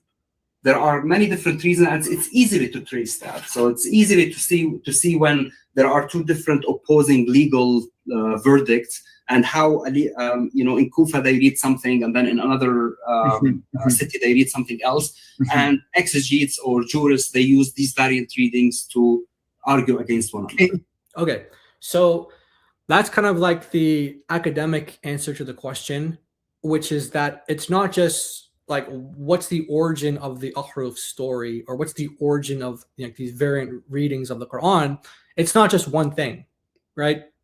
So it's not just because, from the academic side, it's not just because Muhammad was forgetful and he would like retell the Quran in different ways, but it's also Muslims were like making them up, and they were like kind of like similar for hadith. They were making up hadith to argue for a particular legal ruling, or they would make up a hadith to argue for a certain Islamic practice. And in the same way, Muslims also argued for different legal practices based on the variant readings. So that's one way. Another way is that it could just be ambiguity of the script. I don't have a slide on this, but I've done other presentations where we show what the script looked like, and you have Muslim scholars like Ibn Khaldun who say that the script that the companions used was underdeveloped, and it's so underdeveloped to where the letters are not specific enough to disambiguate between them, so that you could read it this way or read it that way or read it this way, and it could be potentially any way because of the ambiguity of the script that they used. So that's another option for where these variants originate from. So he's saying don't limit yourself to one reason if you're kind of thinking about this issue for why the ahruf existed. Now, I don't know how useful this is going to be in our discussions with Muslims, but it just kind of, if you're thinking about this and you wanted to kind of get an idea of what scholars think, that's what scholars think about this. Now, back to this topic, because this plays in now to Muhammad Hijab's big problem. So remember his problem here. Remember his problem. Okay? Muhammad is rejecting that each mode equals the whole Quran. He's rejecting option one. Now, he's presented with another option in this discussion. Like I said, there's more options, but he accepted this one, so we don't need to get into alternatives. We'll address them when Muslims bring them up. But this is what he chose, that it's a parts whole relationship. So each of the part makes up the whole. Okay, so if you take the position that all of the 7 ahruf make up the entirety of the whole Quran, then you are forced to admit that we do not have the whole Quran today. What do I mean? What do I mean? So let's get into the scholarship on this. Okay, so the question is, if each of the ahruf, each harf, makes up a portion of the Quran, then that means that if harf number 7 is gone, you don't have the whole Quran. If harf number 5 is gone, you don't have the whole Quran. If harf number 3 is gone, you don't have the whole Quran. You need all of them to make up the fullness or the wholeness of the Quran. Okay? So let's look at some positions that Muslims can take on this topic and that they have taken on this topic. So here are the scholars on this topic. There's 3 options. There's not just 2 options. It's not just 1 harf existing or 7 existing. There's 3 options. Okay? So first of all, you have to kind of note this again, that if you're talking about the existence of the ahruf, it's really hard to define that if you don't know what ahruf means. Right? There's up to 40 opinions for what ahruf means. Now, that doesn't mean that there aren't dominant opinions. There are strong opinions. Like, for example, one of the popular opinions is that they refer to dialects. One of the popular opinions is that they refer to 7 categories of something that a particular verse can do. So in other words, in a verse, you can kind of change the word order. In a verse, you can kind of omit words. You can add words. So there's like, there's different kind of popular views, but there's still no consensus as to what it means. And Muslim scholars have done the work for us in terms of tearing down every single one of the views. So if you say it's dialects, there's a response to that. Basically, that Omar and Hisham are from the same tribe. They spoke the same dialect. Okay? Therefore, it's not dialects. If it refers to different categories, then that also doesn't make sense in that hadith either, because how would they be differing over categories? It doesn't make any sense. If the text is the same, but it's just a categorical difference, then when I say categories, I don't mean like the Ibn Jazari kind of category. I mean like good news, bad news, warnings, abrogated verses, unabrogated, that kind of thing. So there's answers to all of those questions from Muslims. But okay, whatever ahruf means, you're also kind of stuck with this problem as well, which is defining how many of them exist today. Okay? How many of the ahruf exist today? So there's option number 1, that Uthman burnt 6 of the 7 ahruf and only 1 harf exists today. Uthman burnt 6 of the 7 ahruf and only 1 exists now or today. Okay?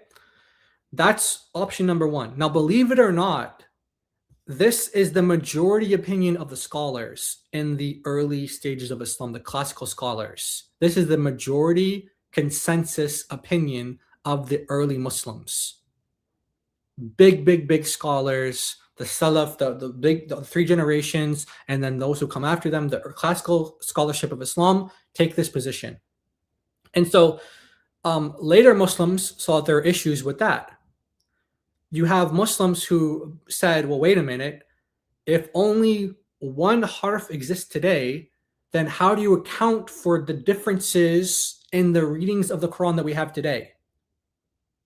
And you see, guys, this is why the presentation matters in terms of the order that I'm doing this in, because now I'm thinking about in the future, I'm going to probably present that topic first of the relationship between the two. See, that's what I should have done. See, I have a slide on that too, actually. It's okay. It's okay. We'll just stick with it now. But basically, there's a question of ahruf on this side, readings of the Quran on this side. What is their relationship with each other? If you're saying that only 1 harf exists today, then how do you explain the differences between, for example, Hafs and Warsh? How do you explain those differences? That's an issue raised by some Muslim scholars later on. And then you have the second position, which is now the majority position, which is that the scripts in the codices of the Uthmanic manuscripts, or the codices of Uthman, it accommodates for more than 1 harf, but not all 7 ahruf. It accommodates for an uncounted number. That's why I put a question mark there. It accommodates for an uncounted number. So let's say maybe 3 ahruf exist today, or maybe 5 ahruf exist today. Anything between 1 is excluded and 7 is excluded. So the idea is that because the Uthmanic script is so ambiguous to where you can put you can put like the letters up here or the dots up here making one letter, or the dots down here making another letter. Because it's so ambiguous, it can accommodate for other ahruf, but it can't account for all of them. And I'll get to that in a second, because this is the third position. And this is the shocking thing to me. What I found out is that the TikTok Muslims take this position that all of the 7 ahruf exist today. This was shocking to me because this is the position that scholars repudiate and say is prohibited, and that it's like the dumbest view you can take. But I understand why they take it, because they tie it to preservation of the Quran. So in the untrained Muslim brain, the untrained TikTok Muslim brain on TikTok. Oh, that's way back. Oh, anyone remember Talk? That's like way back in the day. That's crazy. Okay, TikTok. TikTok Muslim brain thinks there's 7 ahruf, and in order for the Quran to fully be preserved, all 7 ahruf must be preserved. So you can get that. There's logic to it. I'm not saying that it doesn't make like any sense at all, but where I'm shocked is that they're so out of line with what Islam teaches that they have no idea what their scholars teach on this topic. They're so clueless. But it kind of makes sense, because these guys are making up things like conscious edits, and they're making up things like general confirmation, things that their scholars never even dreamed of, something that their scholars never even said. But so they're fine with just making things up. But Muslims, at least the ones that kind of we interact with a lot, the Dawah guys, at least on TikTok, believe that all of the 7 ahruf exist today. So when Mohammed Hijab is faced with this problem of this issue right here, let me just see how this pops up, how this shows on the screen. Okay, yeah. So when Muslims are faced with this problem, they think that there's no issue here. They think that, oh yeah, we have all, like there's 7 ahruf are all here, like harf number 1 to 7, and then you have the whole Quran. So they're thinking that there's no issue because they don't know what Islam says on the existence of the ahruf. That's why this problem is so much bigger. It's so much more of a problem than at least Mohammed Hijab thinks it is. So if you take the view that it's like, the parts whole relationship, where it's like, they're just parts of the Quran. So like, how the 7 ahruf relate to the 10 readings of the Quran and the 20, transmitters of the 10 readers, whatever that kind of squares out to, they think that they have all of the ahruf existing in the readings of the Quran that we have today. But yeah, when I present this next time, I'm definitely going to have to do that section first so that this makes more sense. But anyway, hopefully this is making sense, and this is I hope that this makes sense. Anyway, so the point is that Muslims don't see a problem here because they think all 7 ahruf exist today, right? So Mohammed Hijab doesn't think this is problematic, although he knows what the scholarship says on this, because I've heard him talk about it. But your TikTok Muslim has no idea. They don't know anything about Islam. They don't know anything about Christianity. They just like hear an argument from someone and they just like, roll with a script. They don't actually know what they're talking about. But there's a big problem if you take that view of the whole parts. And there's a big problem if you take this view. So you either have multiple Qurans or you have, an incomplete Quran. Okay. So the first view is the majority view of the early scholars, that only 1 harf exists today. The obvious question is, okay, there's a difference between Hafs and Warsh at the, right there. You can admit that there's a difference. Yes. Okay. So there's a difference there. How can you account for those differences if only 1 harf exists today? And they actually do have answers to that, but they're not good answers. And then you have the second view, which is that some of the ahruf exist today, but definitely not all 7. And why do they say definitely not all 7? Why do the majority view of scholars today say some exist, but not all 7? And the early Muslim view that 6 exist, but definitely not all 7. Why do they say that? Why do they all disagree with this third view, which seems to be a popular view amongst the TikTok Muslims? So if you take that view, that all 7 ahruf are preserved in the modern Qurans that we have today, the canonical readings of the Quran that we have today, how do you explain the fact that the companions, including wives of Muhammad, his companions, his wives, read the Quran differently than in comparison to the Qurans that we have today? I'll give an example. Okay. In chapter 24, verse 33. Chapter 24, verse 33, and the Uthmanic codices, they all agree on this particular wording, that and do not compel your slave girls to prostitution. Do not compel your slave girls to prostitution if they desire chastity. So, I mean, there's already moral problems with this. We can get into that, but let's just focus on the variant here. To seek the temporary interests of worldly life, and if someone should compel them, then indeed Allah is, after their compulsion, forgiving and merciful. Okay? Now, the question is, who is Allah forgiving and merciful to? Is it the people that are doing the human trafficking, or that's like human? This is like for human trafficking. It's like you're taking slaves and you're forcing them to be prostitutes, right? And so it says, but Allah, he's even after they're compelled, don't worry because Allah is forgiving and merciful. But the question is, who is he forgiving and merciful to? Is it the human traffickers, or is it the victims, the slaves, the victims? By the way, actually, this translation, I can't edit it right now, but it doesn't actually just mean slave girls. It just means your girls, right? Your girls. So it doesn't necessarily just mean slaves, but that's like how Muslims understand it. But anyway, but Ibn Masud has a reading of this that differs from the reading that we have in the canonical Quran today. If you go to the commentaries, like if you go to Ibn Kathir on chapter 24, verse 33, he adds the word lahunna, which means to the females. So everything is read the same, but it says Allah is forgiving to the females after their compulsion. So he's being clear. The ones who are doing the human trafficking, those ones don't get the forgiveness of Allah. They're human traffickers. They don't get forgiveness of Allah. The females, the girls that were being forced into prostitution, those are the ones who get forgiveness of Allah. So you would have to take the position that Ibn Masud is reading something that is not, if you take the position that all 7 ahruf exists in the readings that we have today, like in the canonical readings that we have today, then you have to take the position that Ibn Masud actually is reading something other than the Quran. He's not reading the Quran. He's not reading one of the harfs of the Quran.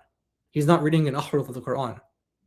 That's the position you have to take. That's why the scholars rejected that view, because you'd have to say that the companions who read differently, they added words or they took away words or whatever, that they weren't actually reading the Quran. And that's a forbidden view. How can you say the companions didn't know the Quran? So here's another example. So I have the source for this one here. It's Az-Zamakhshari. And this is an instance where it's just one single letter. Ibn Masud adds one single letter here. So my brother strengthened me through him. My brother and strengthened me through him. So the wa is added here. The letter wow, the conjunction and you have this in Az-Zamakhshari. He notes this. You also have this in manuscript evidence as well, believe it or not. I went over this with Chris, I think it was like 2 weeks ago or something like that. We went over this. And you actually have in the Birmingham Quran, there's an erasure there that is noted by Alba Fadeli. And she notes that there's clear erasure here. There used to be the letter wow there. So the point is that that's a reading that's attributed to Ibn Masud. But the people who were erasing it were trying to make it conform to the they were trying to make it conform to the Uthmanic codices. So you might get the response, and this is what they'll say, is that, oh well, they would add their own interpretations into the verse. So in other words, when Ibn Mas'ud was adding the wow here, he was doing it as an interpretation. He didn't mean that to be the Quran. Or when he was saying lahunna that to the females, to the girls, like they get the forgiveness. He's saying that they might say, oh well, that's not a problem for our view. Like we think that 7 ahruf exists today, but the companions were just kind of adding in interpretations. Well, guess what? Ibn Jazari responds to that. And here's the reference. Just want to make sure you guys can see that for the pictures. You guys want to take screenshots? Yeah, you guys should be able to get that in there. Watch this. Check this out. So, as for those who claim that some companions, such as Ibn Mas'ud, permitted reciting by meaning, they have lied about him. They have lied about him. And then he goes on to say, yes, sometimes they inserted explanatory interpretation into the recitation for clarification because they had precise knowledge of what they had received from the false prophet Muhammad as the Quran, as to what it was. So they were safe from confusion. So he's saying, yes, some companions might have added in interpretations because they had Muhammad with them. So they knew exactly what the Quran was. So they knew what the Quran was and what the Quran wasn't. But Ibn Mas'ud disliked that and forbade that. So you can't say that Ibn Mas'ud was doing that. He wasn't adding interpretations into his mushaf. He wasn't adding them in there. Masruq reported from him that he disliked inserting interpretation into the Quran, and others narrated from him, keep the Quran pure and do not mix into it what is not from it. Do not mix into it what is not from it. So, guys, here's the problem. Here's the problem. Under the view that all 7 ahruf exist today in the canonical readings that we have, they are faced with this problem that there are wives of Muhammad and that there are companions of Muhammad who used to read the Quran differently than how we have it today. Like they would add words, like we have here, they add words, they add phrases in other instances. And so they're forced to say that those companions and those wives of Muhammad who read the Quran differently weren't actually reading from the 7 ahruf because we don't have those existing in the Qurans that we have today. But you have to account for them. How do you account for them? What were they doing? Oh, it wasn't the Quran. They were just adding their own interpretation. No. Ibn Mas'ud was not giving interpretation. He forbade people from doing that. He was reading the Quran as he knew it. And he was reciting it as he knew it. So this is why the consensus position of the scholars, here's Ibn Taymiyyah. Okay, guys, you guys want to take a screenshot of this? This is the Arabic. I'm going to show you guys the English translation. This is the position of the consensus position of the scholars. The view considered satisfactory by the early scholars, by the Salaf, indicated by the majority of the hadith in the recitation of the companions, which is what we're talking about, the companions, is that the masahif, the codices, which Uthman gathered the people upon, is one of the 7 ahruf. And it represents the final presentation. Like when Gabriel came the final time to Muhammad, supposedly recited the Quran twice, he's saying that is only one harf, which is not clear in the text itself, but that's his interpretation. That's the interpretation of the early scholars. The other 6 ahruf are outside of this mushaf. Okay? So the scholars have agreed that not all of the 7 ahruf existed today, exist with us today. So here's another one. Here's another quote, Ibn Jazari, Arabic, English, and then I'm just going to make it a little bit bigger right here. Whoever examines the statements of the early scholars, if you examine the statements of early scholars, will know the reality of the matter. That is, the Uthmanic codices, the Masahif, the codices of Uthman, did not contain all of the 7 ahruf.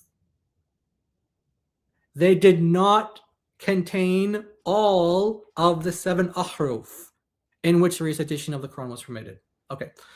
Now, he talks about that group of theologians and also Quran reciters and others who took the position that no, you have to say that all 7 are preserved, because who has the authority to erase or get rid of something that Muhammad didn't get rid of? In other words, Muslims are taught, and one of the hadith says that the 7 ahruf are it's like a mercy for the Muslims. It's to make it easy for them. So the idea is that if Muhammad came to give kind of a concession or to make things easier for the people, then who are you? Who is Uthman? Who is anyone to get rid of these ahruf? So that was their view. But they were faced with the very difficult problem of, what do you do with the hadith and the companions who recited the Quran differently than we have today? So Ibn al-Jazari ends up saying that this view that says that all 7 ahruf exist today is prohibited. It's prohibited. You cannot take this view according to the top scholar of qira'at for the past 1,000 years in Islam. You cannot take this view that all 7 ahruf exists. Why? Because much of what differs from the written texts, the rasm, has been authentically transmitted from the companions and from the prophet, the false prophet. So what he's saying here is that because we know, because there's authentic chains from the Muslim perspective, there's authentic chains that say this reading goes back to this companion, this reading goes back to this companion, this reading goes back to Muhammad through this companion to that companion, that those differ from the text of Uthman that we have today. We know that they weren't reciting something different from the 7 ahruf, so they were reciting something from the 7 ahruf, but we don't have that today. So if you say that all 7 ahruf exists in the Qur'ans that we have today, then you're saying that they weren't reciting the Quran, that they weren't reciting, what were they doing? He's saying this is prohibited. You can't say that. This is like no matter what the logic is, it doesn't actually matter what the logic is. Muslims don't need to be convinced because the logic of the argumentations. Let's say they're not persuaded by the arguments here. It doesn't matter. This is the consensus of the scholars. You can't take this view. So guys, what does that mean? If the whole Quran is made up of all 7 ahruf, and it's prohibited to believe that we have all 7 ahruf, then what does that mean? We don't have the whole Quran. So this is the key. This is like the haymaker. This is the key right here. This is what I want everybody to get. That according to the Muslim scholars, forget about Muhammad Hijab, forget about TikTok Muslims. They don't mean anything in Islam. They don't have any authority in Islam. Now, they matter individually. You want to reach them individually, they matter to God. But in terms of Islam, they have no authority. They don't have any position. They have no scholarship. They have no backing. You cannot say you have the whole Quran if the Quran is made up of parts, and those parts are the ahruf. You cannot say you have the whole Quran because we don't have all 7 ahruf today, according to the scholars. Okay? It's really, really important. And just want to kind of see your guys' feedback on this so far. So let's see. Yes. So guys, I just want to quickly just go through the comments, see if there's any feedback. Yeah, just kind of going through things. Let's see. Oh, we got lots of super chats to go through. Why don't we just pause right here and we'll just kind of go through some super chats real quick because I didn't see that. So y'all need some legal representation in dealing with a system. Y'all need some legal representation in dealing with a system. I think you're talking about Muhammad Hijab and his copyright strikes. If that's what you're talking about, it's already in the works.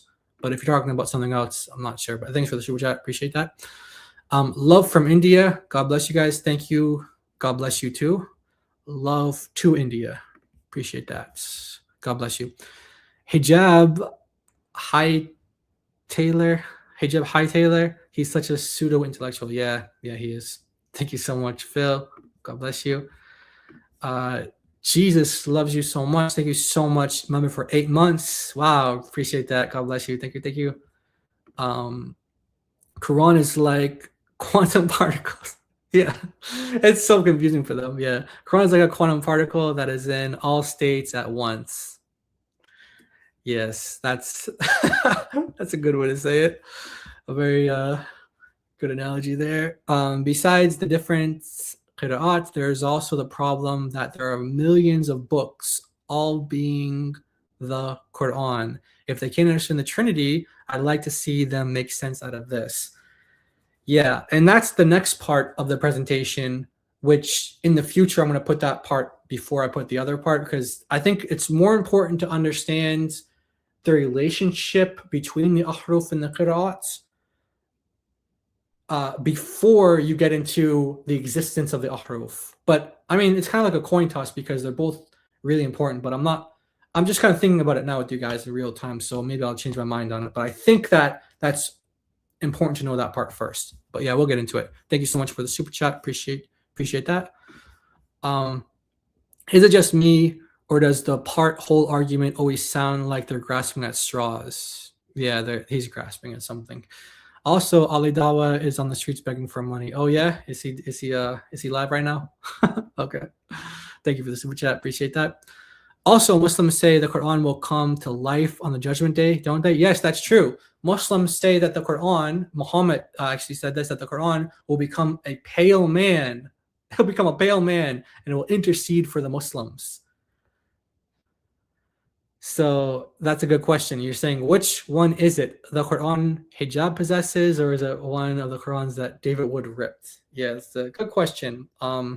Which Quran is going to intercede for them on the day of judgment? Which one on that day of resurrection will turn into a pale man? Your thoughts on Proud Mimi's Arabic? God bless you, Jay. Hey, thank you so much. Mohammed Hijab's Arabic is not impressive. He makes a lot of mistakes. He can't read the Quran correctly. He is unable to have a conversation in Arabic without making tons of mistakes. I've actually heard him. His level of Arabic is it's the level of like a child. He doesn't know how to speak Arabic properly.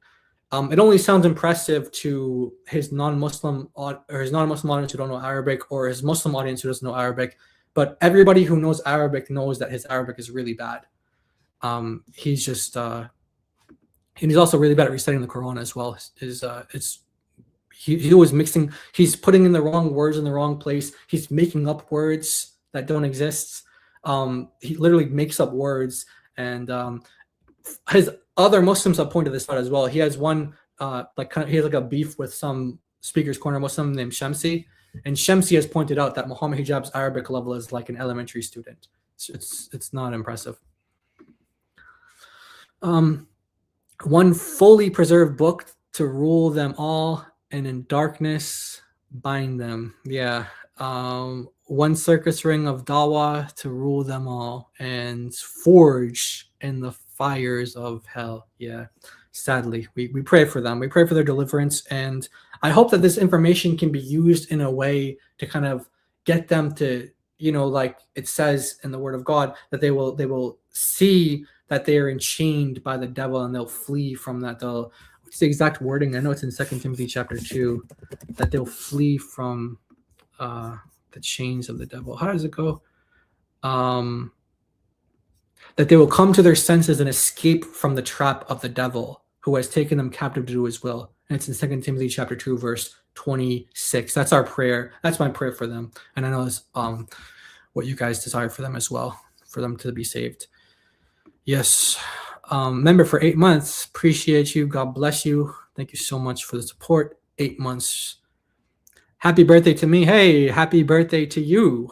I'm giving out gifts. Use this to do something together when you can. Hey, thank you so much. Imagine that. It's your birthday and you want to give gifts to someone. That's really cool.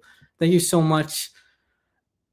Dungeon Pastor. Oh, you're a pastor. Are you a pastor? God bless you. Thank you so much. God bless you. Appreciate that gift on your birthday. Happy birthday to you. All right, guys. Did I maybe I just want to look at, I see Samawi is here from the mods. I think I saw Drake here as well. But if you guys see any questions, that you think I should address, or if you think I'll probably address it later, just let me know if I missed anything. Because, like I said, I only have one screen, and when I have the presentation up, I can't see the chat as I'm doing the presentation. So I'm kind of looking at the chat now, though. But I'll come back later, and if you guys do see any questions from the mods, or if I don't see them, feel free to present them, and I'll try to get to them if I can. If I don't know the answer, I will try to direct you to where you can find the answer. But yeah. All right. So where are we at? We are at Muhammad's big problem. Muhammad's big problem. He's taking this option that the whole Quran equals all 7 ahruf. But the consensus position of the scholars, which, by the way, as I said, it doesn't matter if they find the arguments convincing or not. It doesn't matter. What matters is that this is the consensus of the scholars. And Muhammad said that his nation, his community cannot unite upon an error. So the consensus is that the 7 ahruf do not exist today. You either have one harf, or you have an uncounted number, an unknown number between 2 and 6. But you don't have 1 and you don't have 7. Which means that according to Muhammad Hijab's position, if the whole Quran is made up of all 7 ahruf, and we don't have all 7 ahruf, then it means we don't have the Quran. We don't have the whole Quran today. So he's got a huge problem, guys. Huge problem. Now, we went through the meaning of ahruf, the existence of ahruf, consensus on the existence of ahruf. I think what I'll do in the future is, guys, I'm going to merge some of these slides together, because I'm thinking like that it might go together better if I'll just show you guys what I have for this part. I kind of have an adapted form of Shadi Nasr's chart, which you guys can find in his second book, The Second Canonization of the Quran. He has a graph for this. I just modified it slightly because his is like really scholarly and like academic. I wanted to kind of give it some color, and well, not literally color, there's not much color here, but I wanted to give it some life. So basically, here's the canonization process of the Quran. You don't have Abu Bakr's compilation on here because that is dubious historically speaking, but also even in the Islamic sources, it's treated as a personal matter. It's not treated as like he's going to compile the Quran for all the Muslims.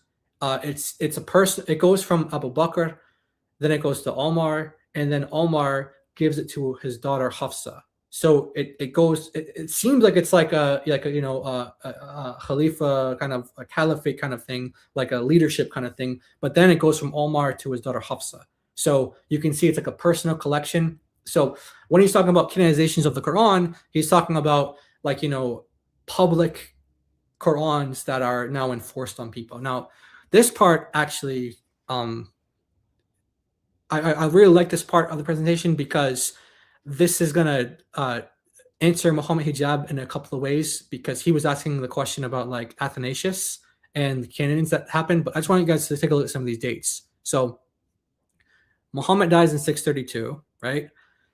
And then Ibn Mujahid, who canonizes the first of the 7 readings, that happens in the 10th century. Almost, we're having 300 years in between. Remember, he said, where is the canon in 300 years? Well, you have over 300 years. That's when Ibn Mujahid does his canonization. And then you have the 15th century. You have the 15th century. Like, it was 800 years. 800 years later, so Muhammad dies 800 years later, roughly. You have the 10 readings, which now become canon, and Muslims cannot go beyond the canon. Canon is like a rule. Like, this is like you have to stay within this canon. So here are the 7 readings that Ibn Mujahid canonized in the 10th century. Okay, the exact dates are here, but we're gonna just kind of go just by centuries to make it easier. We're not going to give exact dates. So here you have the 7 readers. Okay, you'll notice that they don't have the, like, for example, Awesome here. You know, Hafs is one of his students, but you notice he's not here. It's because when he was canonizing the readers, he wasn't also canonizing them with particular students. So any one of these readers could have had, like, you know, 5, 10, 15, 20, all the way, you know, whatever students. Eventually that got limited to two transmitters each. So this is the third canonization that he puts at like the 11th, 12th century. And that's when it limits the readers to 2 transmitters each. So this might get a little technical, but hopefully we can kind of get through it here. All right. So you have the 10th century Ibn Mujahid, 7 readers, and then you have 11th, 12th century, right? 11th, 12th century. 11th, 12th century. You have the transmitters added as canonical transmitters. So in other words, when you're reading like this reading of Awesome, in order to really be reading that in a canonical way, which, by the way, canonical basically means this, guys. In Islam, it means this is what you're allowed to pray with when you're doing your ritual prayers. That's really what it means. Like you have to if you're not praying a canonical reading, you're not actually praying. So it has to be according to one of these transmitters. So I'm always like troubled at this, like, because you might think of the reader as like they have their own reading, like a physical book, but that's not the case. We only have these readers as they exist through their transmitters. So there's 10, because Ibn al-Jawzi comes in the 15th century. He adds 3 more. There's 10 total, but you can't just go and, for example, find, oh, this is the reading of Hamza. There's no reading of Hamza. There's no reading of Ibn Kathir. By the way, this is not Ibn Kathir the commentator. This is Ibn Kathir the reader. But you have to access these readers through their students. And guess what? Their students differ with each other. So you have Awesome teaching Hafs and teaching Shu'bah, but Hafs and Shu'bah differ from each other, but yet they come from the same teacher.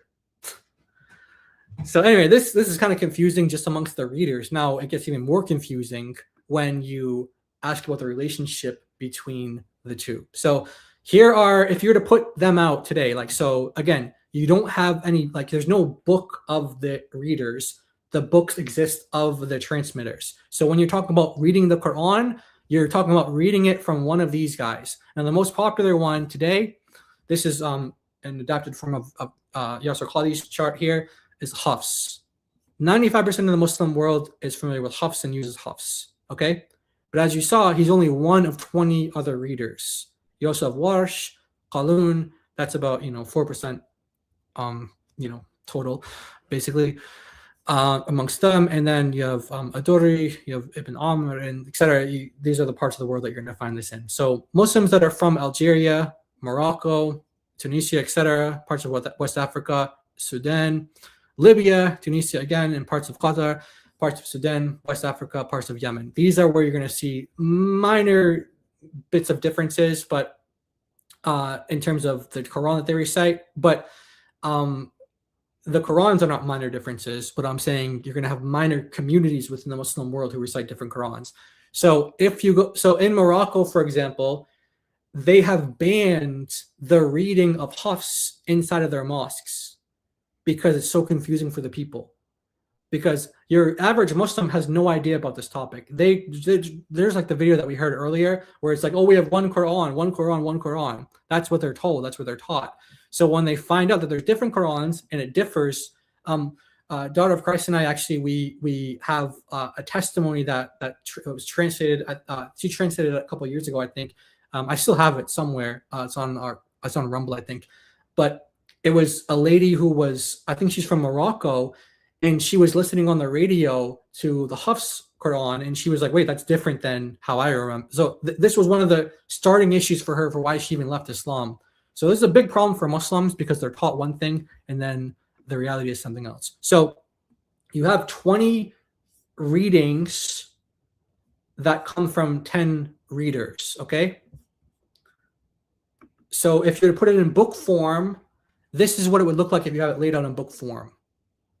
So you could also run the question like, Hafs is right here. You could say, is Hafs the whole Quran? If you read Hafs from the cover to cover, everything in there, did you read the whole Quran? If they say no, then what do they read a percentage of the Quran? And if so, what percentage? Because then it's going to have to relate back to the ahruf, which we talked about earlier. So this is kind of the question now that caused Yasser Qadhi so much trouble. It's the relationship between the 7 ahruf and these Qurans that we have today, right? I just want to check out the chat real quick. So you guys just want to make sure that this is all making sense so far. So I know that we have a lot more people here than I expected. We have almost 500 people. So thank you guys all for being here. Really appreciate all the support. If you guys could just please take a second to hit the like button, like the video, like the live stream. We really appreciate that. It just helps us get on YouTube's algorithm. But so yeah, all right. So here we are right now. We're at this question. All right, hold on. We got a question here. All right, let's see if I can find the name. Okay. I see the name, but I don't see the question yet. Let's see. Okay, I think this is the question here, right? Or is it another one that he asked earlier?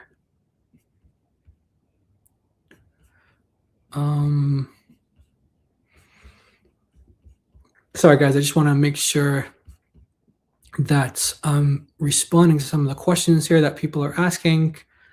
I just want to maybe we'll just oh, somehow you reposted it. Okay, all right, cool.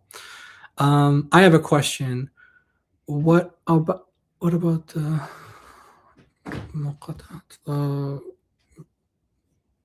more about?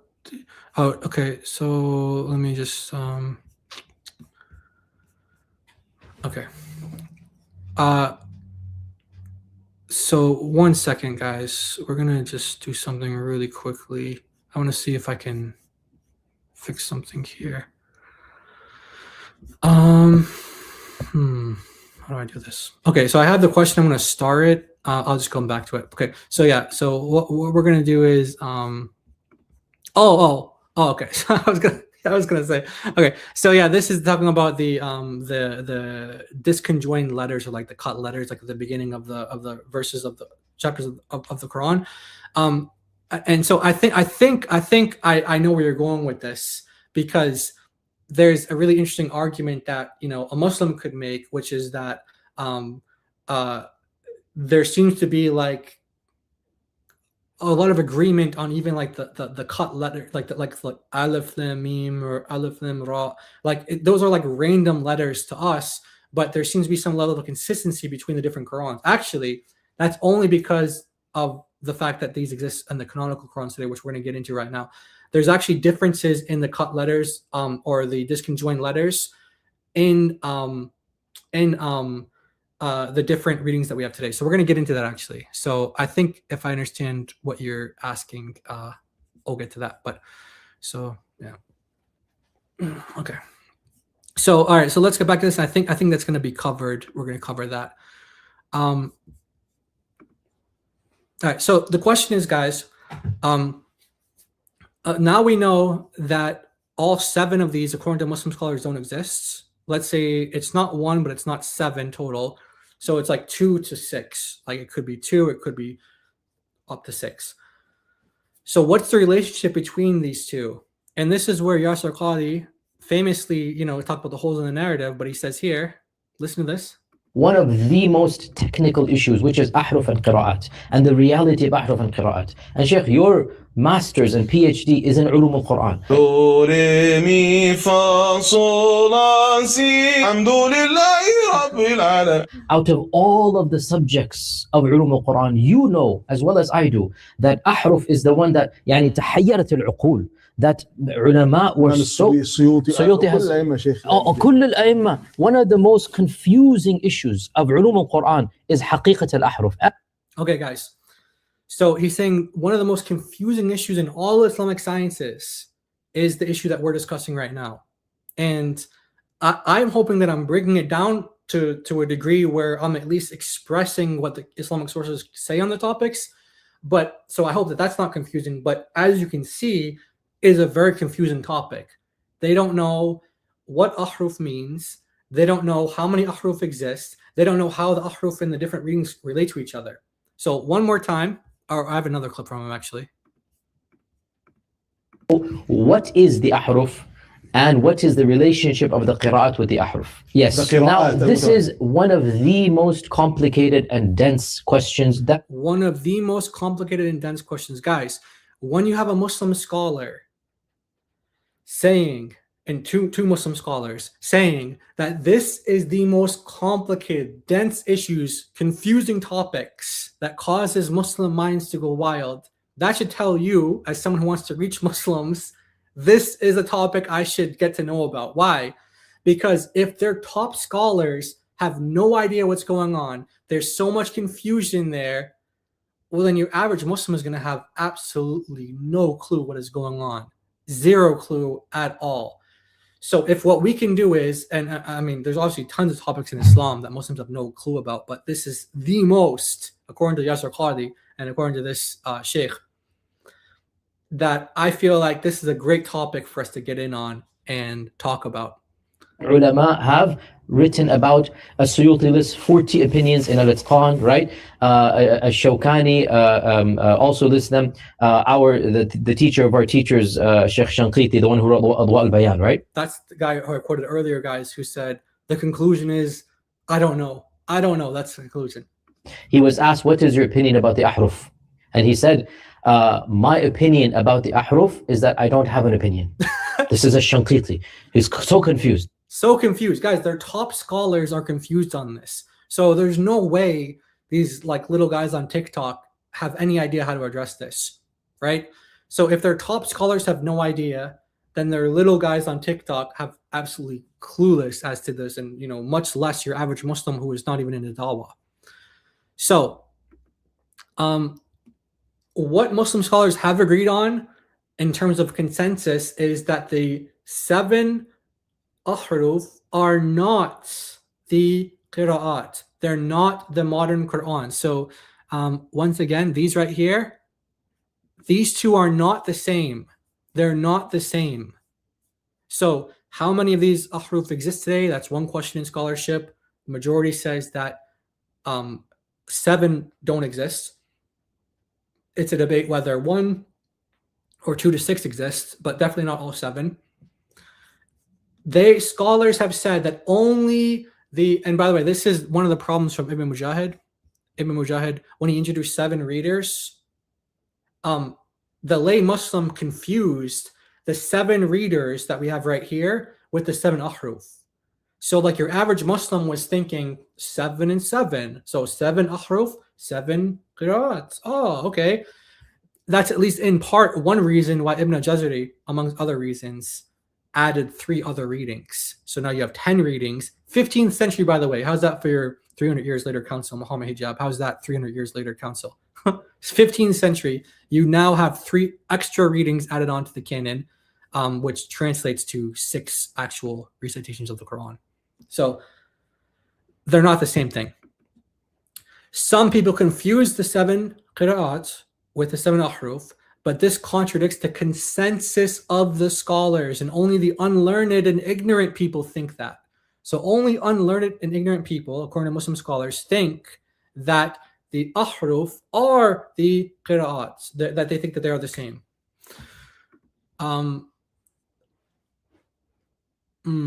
Did we get to... Okay. So let's see. So Mohammed Hijab talked about, I'm not going to get to all these slides, guys, by the way. I just wanted to, do I want to get to this right now?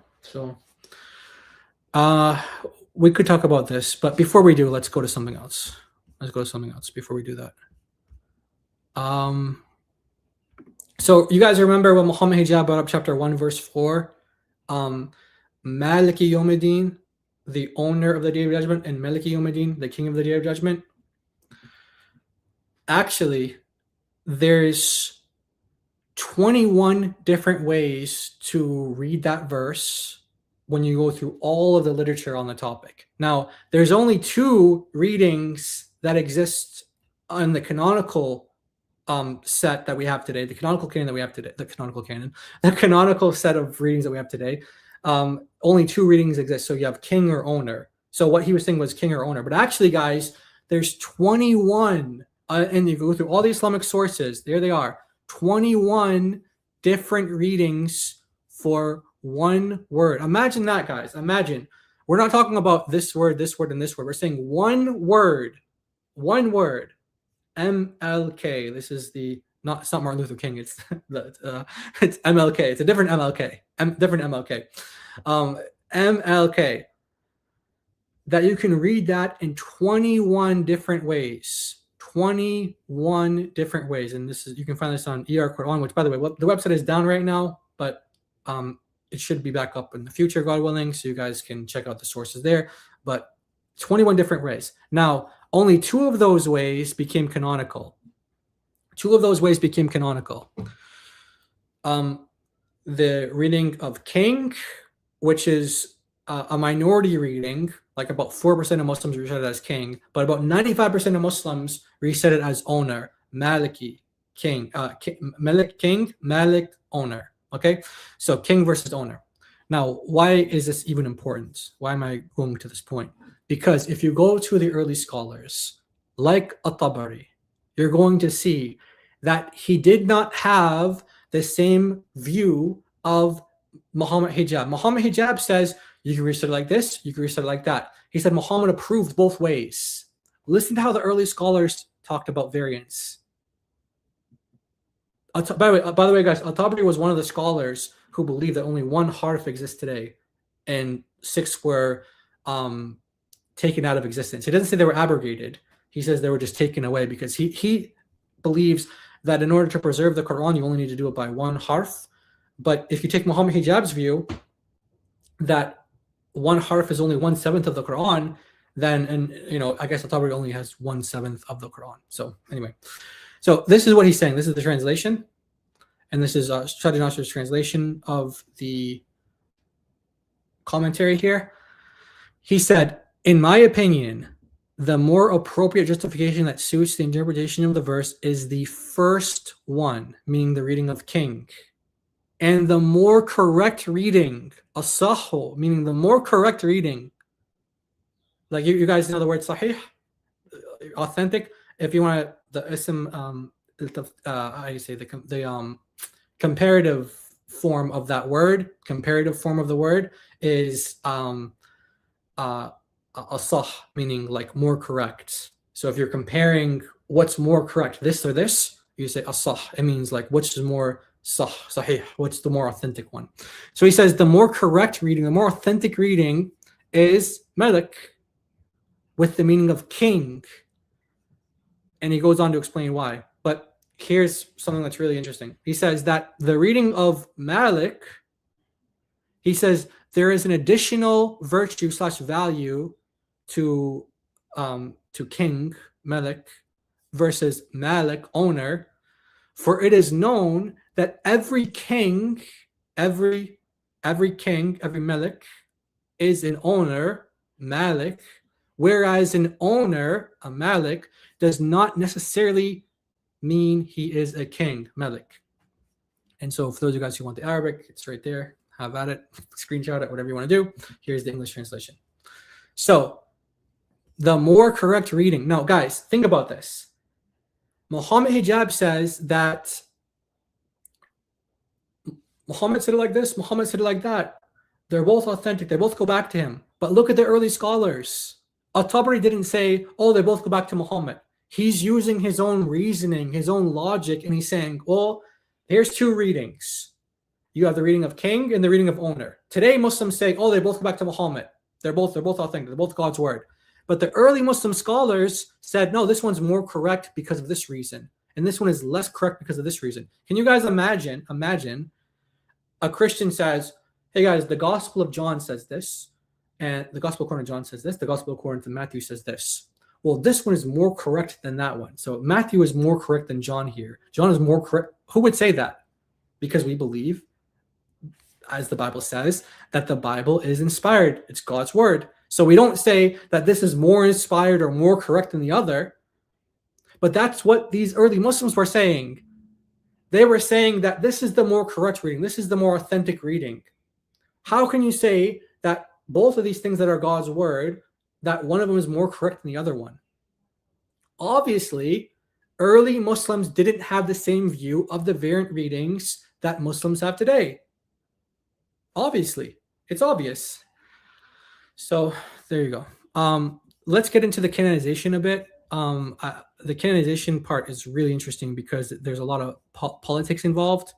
So I just wanted to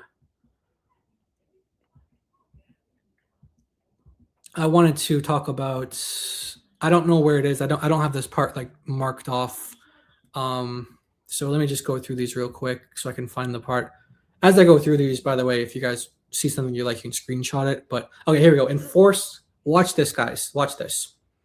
So this is Shali Nasser. He's kind of summarizing the historical events, and he is talking about the canonization of the Quran and these. So Ibn Mujahid, like remember when Muhammad Hijab said, "Who is Athanasius? Who is Athanasius? Why do we take his canon? Why do we take his canon of the New Testament? Who is Athanasius? Who's he tells us what the Bible is?" Who is Ibn Mujahid? Ibn Mujahid, guys, again, let me just show one more time. Where's that slide?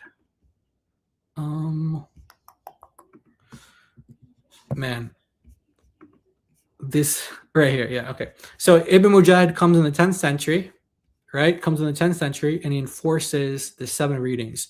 Watch how he did that. Watch how he did that.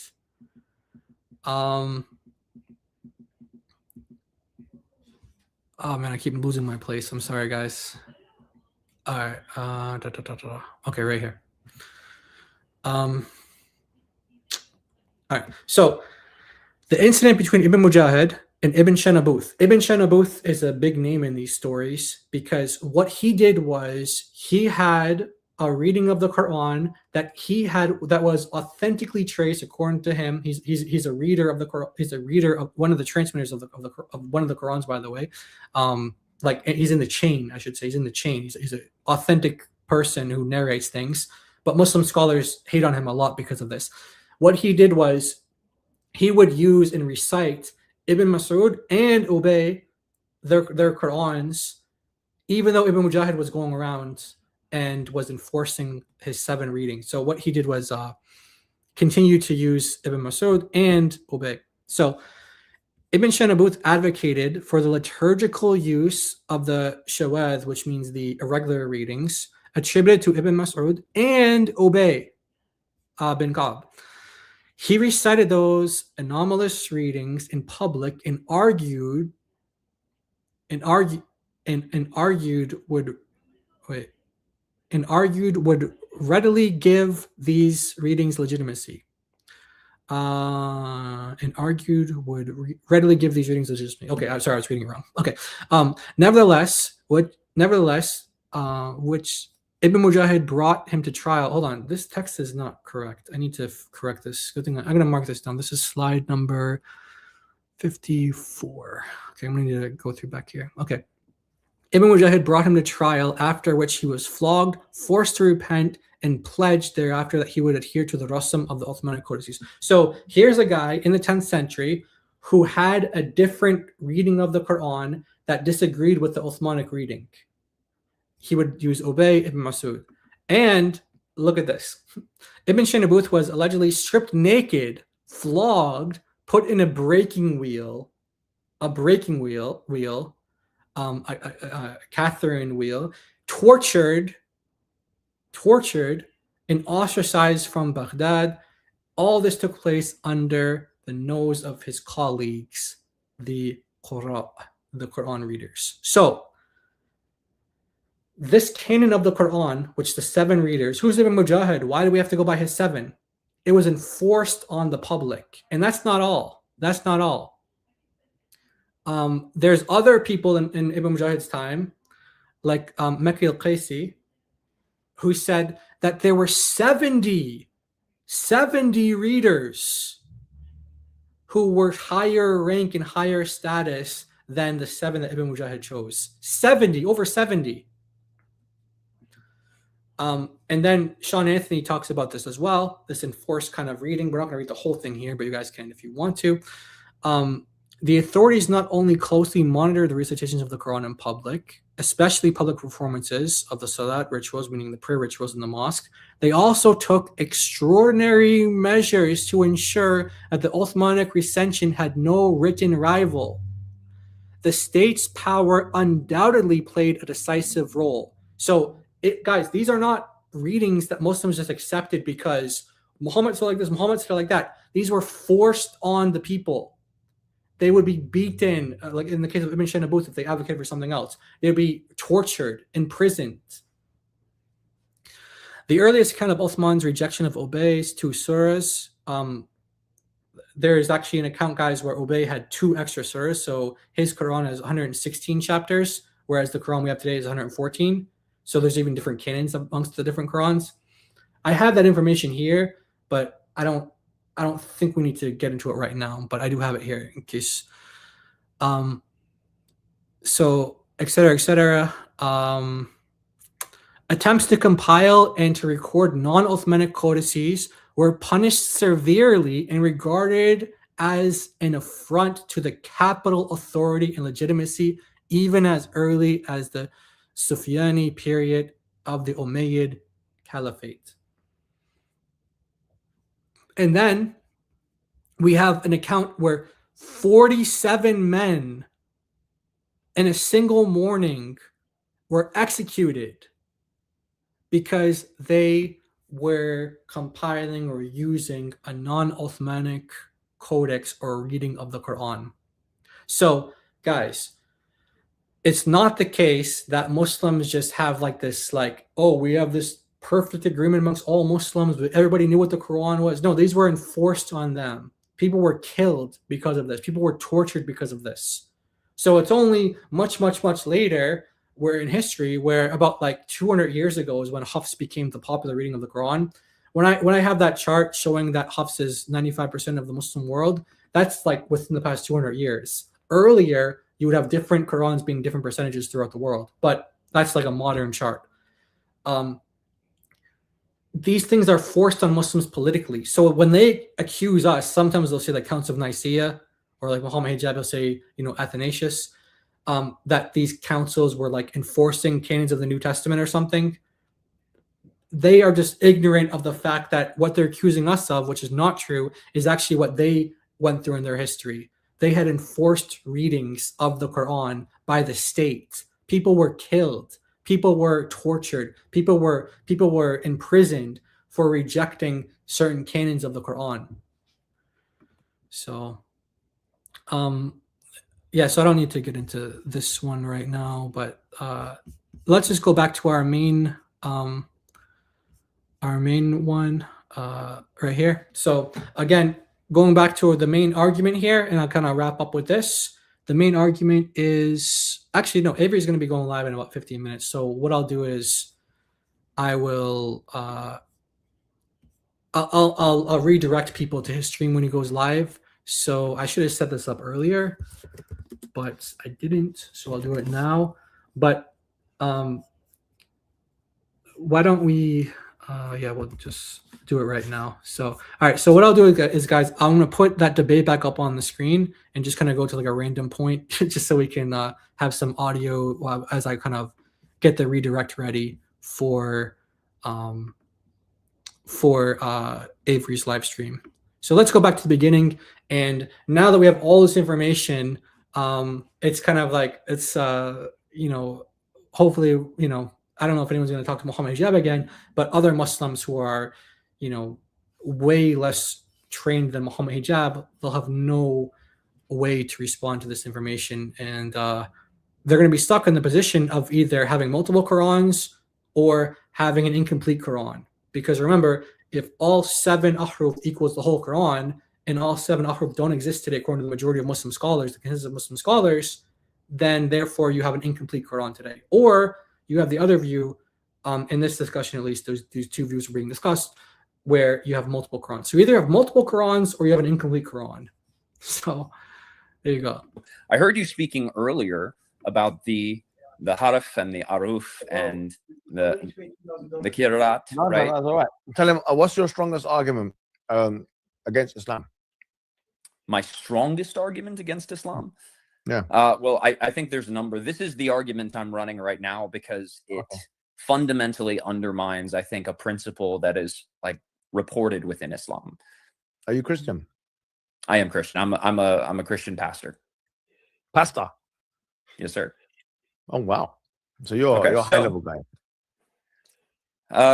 Depends what you mean by high level, but we'll see who's the higher level between you and I when we talk, right? Because I know you're very educated. It's probably you, in man. school. It's probably you.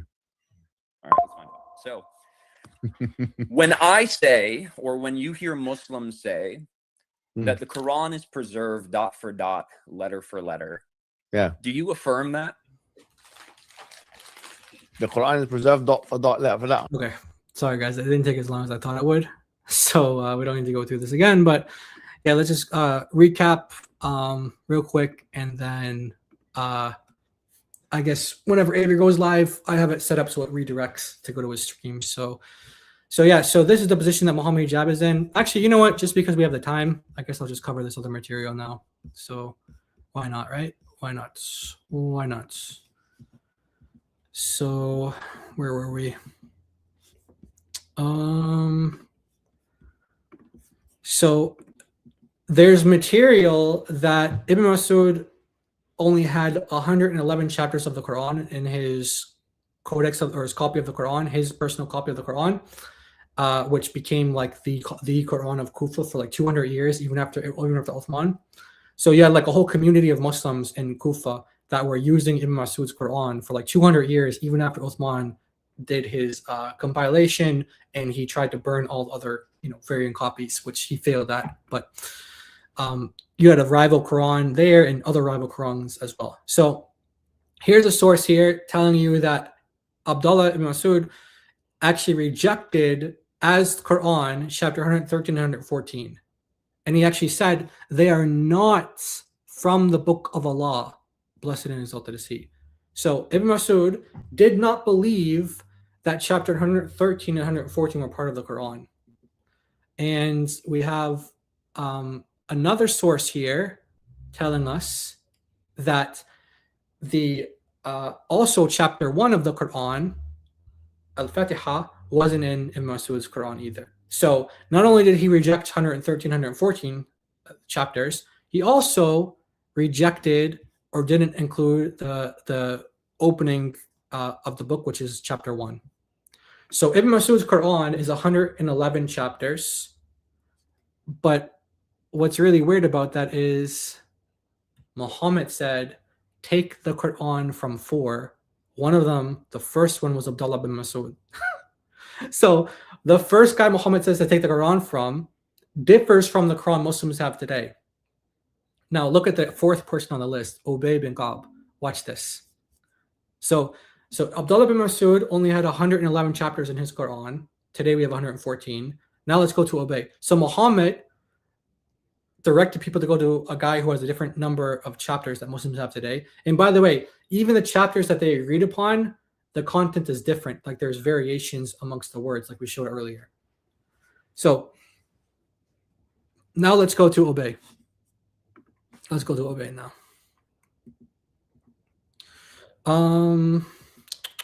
Right here. So another source here from As-Suyuti, one of his other books, he notes that there were 2 surahs that existed, Al-Hafd and Al-Khala, they both existed, and they existed in various companions' codices. One of them is Ubay. So he had an entire surah. This is part of the reference here, guys. Surah al-Khala and then Surah al-Hafd in his Quran. So he had 2 extra chapters. So guys, think about this. Ibn Masud had 111 chapters. The Quran today has 114 chapters.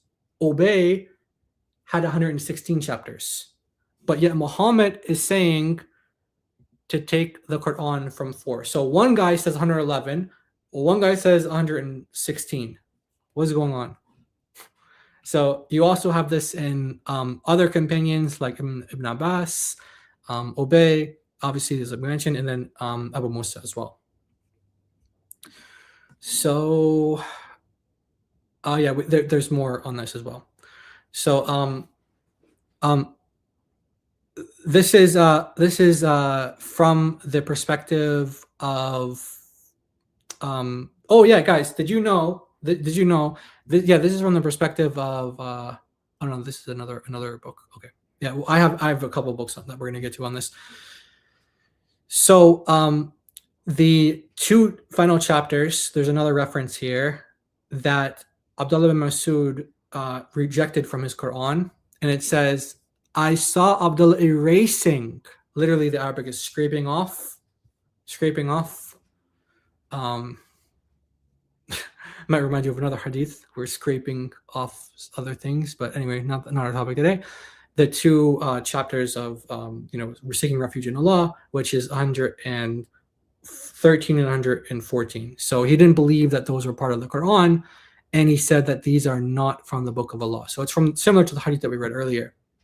So Sean Anthony, who's another scholar, Western scholar of Islam, says that there's an important example of such narratives that we can see in the tradition about this, that there's 5 surahs of the Quran, 5 chapters of the Quran, where this, I'll quote from here, whose status as revelation and therefore inclusion in the Caliph Uthmanic Codex were in dispute. So 5 chapters were in dispute. So when Muslims come to you guys and they tell you, oh, you guys have different, because Muhammad Hijab did this as well to John. He said, you have different canons. You have a Protestant canon of the Quran. You have different Orthodox canons of the Quran. You have a Catholic canon of the Quran. You guys have all these different canons. And, as a Christian, you should, know why you believe the canon is the way that you believe as a Christian. Why do you believe that the canon that you have or that you believe is the inspired canon? Why do you have reasons for why you believe that? So once you give them those reasons, you then go to Muhammad's companions, that there were 5 different disputed chapters, and so therefore you had different canons of the Quran. Some of them had 111, some of them had 114, and some had 116, and some had even more. They had even more. We don't need to go through this story here, but Ubay was not Ubay. Ibn Masud was basically beaten in part for rejecting Uthman's compilation of the Quran. And then there's like a story about like maybe he accepted later on because he wanted to prevent a civil war. But there's an instance. Wait, do I have? Where's that one? Oh, this is a funny hadith here. Let no one say I have the full Quran, because you don't know what the full Quran is. There's another reference that I was looking for.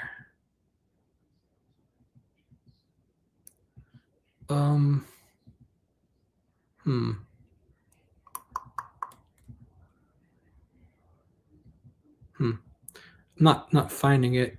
There's another reference that speaks in the account of Uthman for beating Abdullah bin Masud. And I'm just not finding it right now, but with any,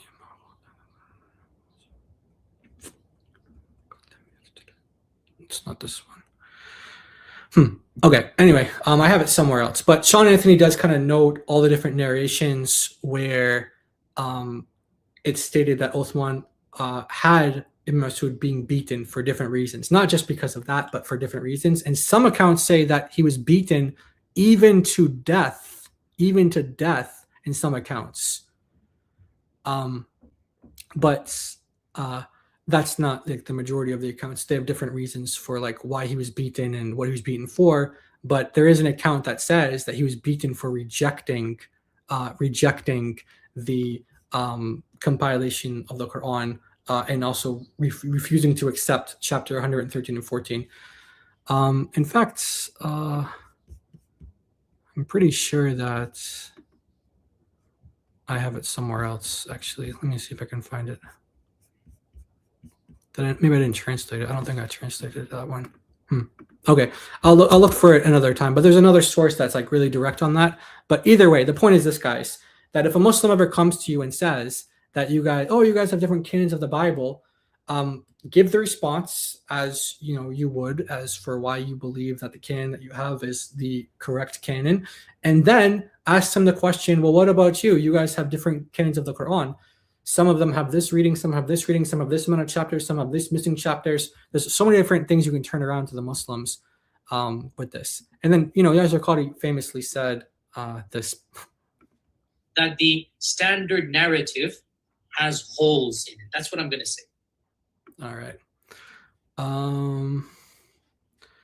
Yeah. So there are the holes. The holes in the standard narrative, guys. And this is how we like to tie this topic into the gospel.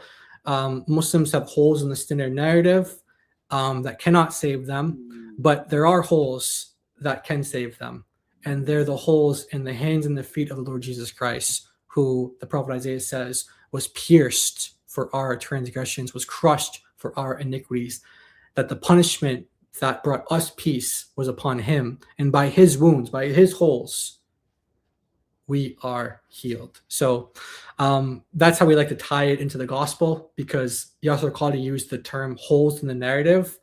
And so that the standard narrative has holes. The standard narrative, that's what I'm going to say. Standard narrative has holes. So we like to tie that into holes that cannot save you. These holes cannot save you in the Quran, but the holes in the Lord Jesus Christ can save you. Obviously, it's kind of just a presentation of the gospel. You guys can do it in your own ways, but that's one of the ways that we like to present it. I think I first heard that from Hatun, and I like how she worded it, so I kind of adopted it ever since then. So yeah, guys, I think Avery should be going live soon, so just kind of waiting for that. But in the meantime, I'll just make sure I'm all caught up on like the super chats and if there's any questions or anything like that. Yeah. So thank you, Cole, for the member. Appreciate that. And then I have the question here about the disjointed letters, like in the Quran where it gives like random letters. Those do differ from canonical to non-canonical Qurans, not by much, but they do differ in some ways. So there's not this kind of uniformity that Muslims like to say when they're arguing for Quran preservation. Thank you so much for the super sticker. Thank you, Jai. Just want to say you're a great teacher. Well, thank you so much. Because sometimes I think like the information, like I know it's a lot of information.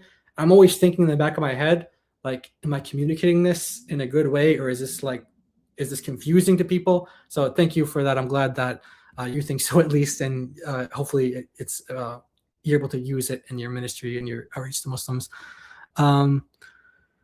You would make a wonderful professor, my friend. Oh, really? Okay. Well, thank you. Appreciate the encouragement, guys, because this is honestly one of the things that I do think about a lot, which is like presentation. And I don't want it to be boring. I don't want it to be just like dry, because I've heard a lot of like lectures from professors and things where it's like very dry and very boring and academic. And I don't want to present like that, because I'm not interested when I hear that kind of stuff.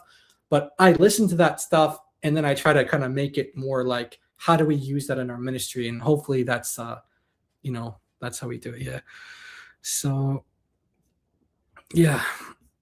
Than, yeah, we actually Than, I was actually going to contact you as well about getting in touch on this as well, because we definitely have a lot of material that we can plan together and put stuff together and kind of make some arguments. So thank you so much for the other super chat here. But yeah, Than, let's definitely do that. Thank you, Jai. Very helpful information. Blessings. Hey, thank you so much. Glad that it's beneficial. Glad it's beneficial. Thank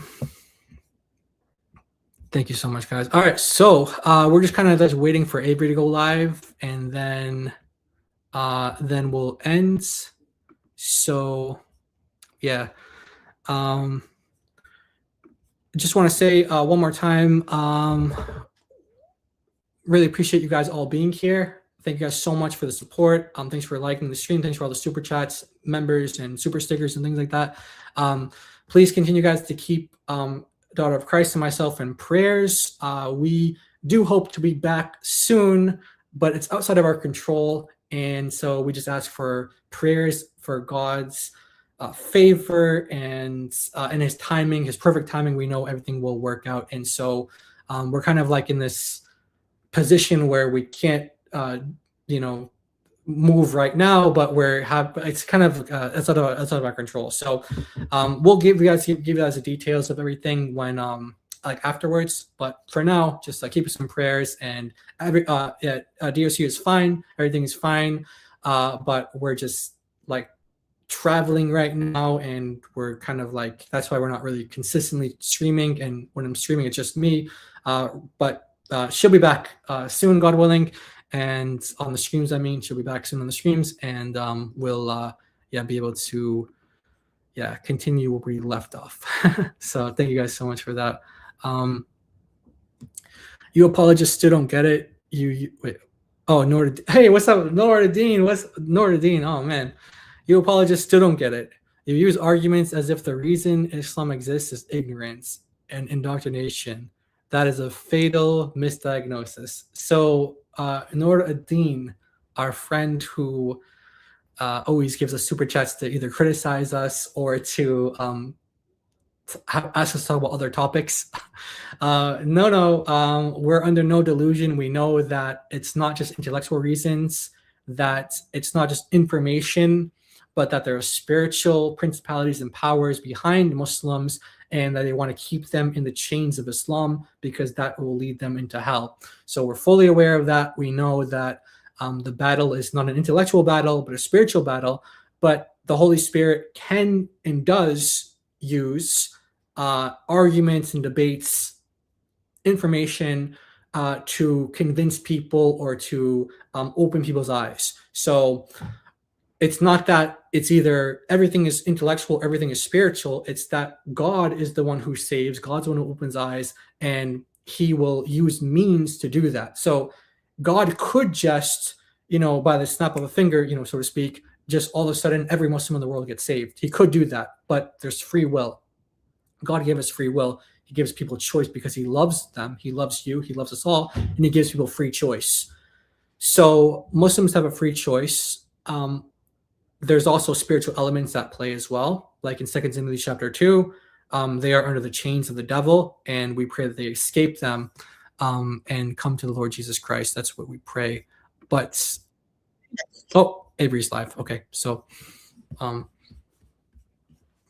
thanks again, Noradine, for your criticisms. We take them with love, and I do want to say that to people too as well. I that's very true. It's not just an intellectual thing.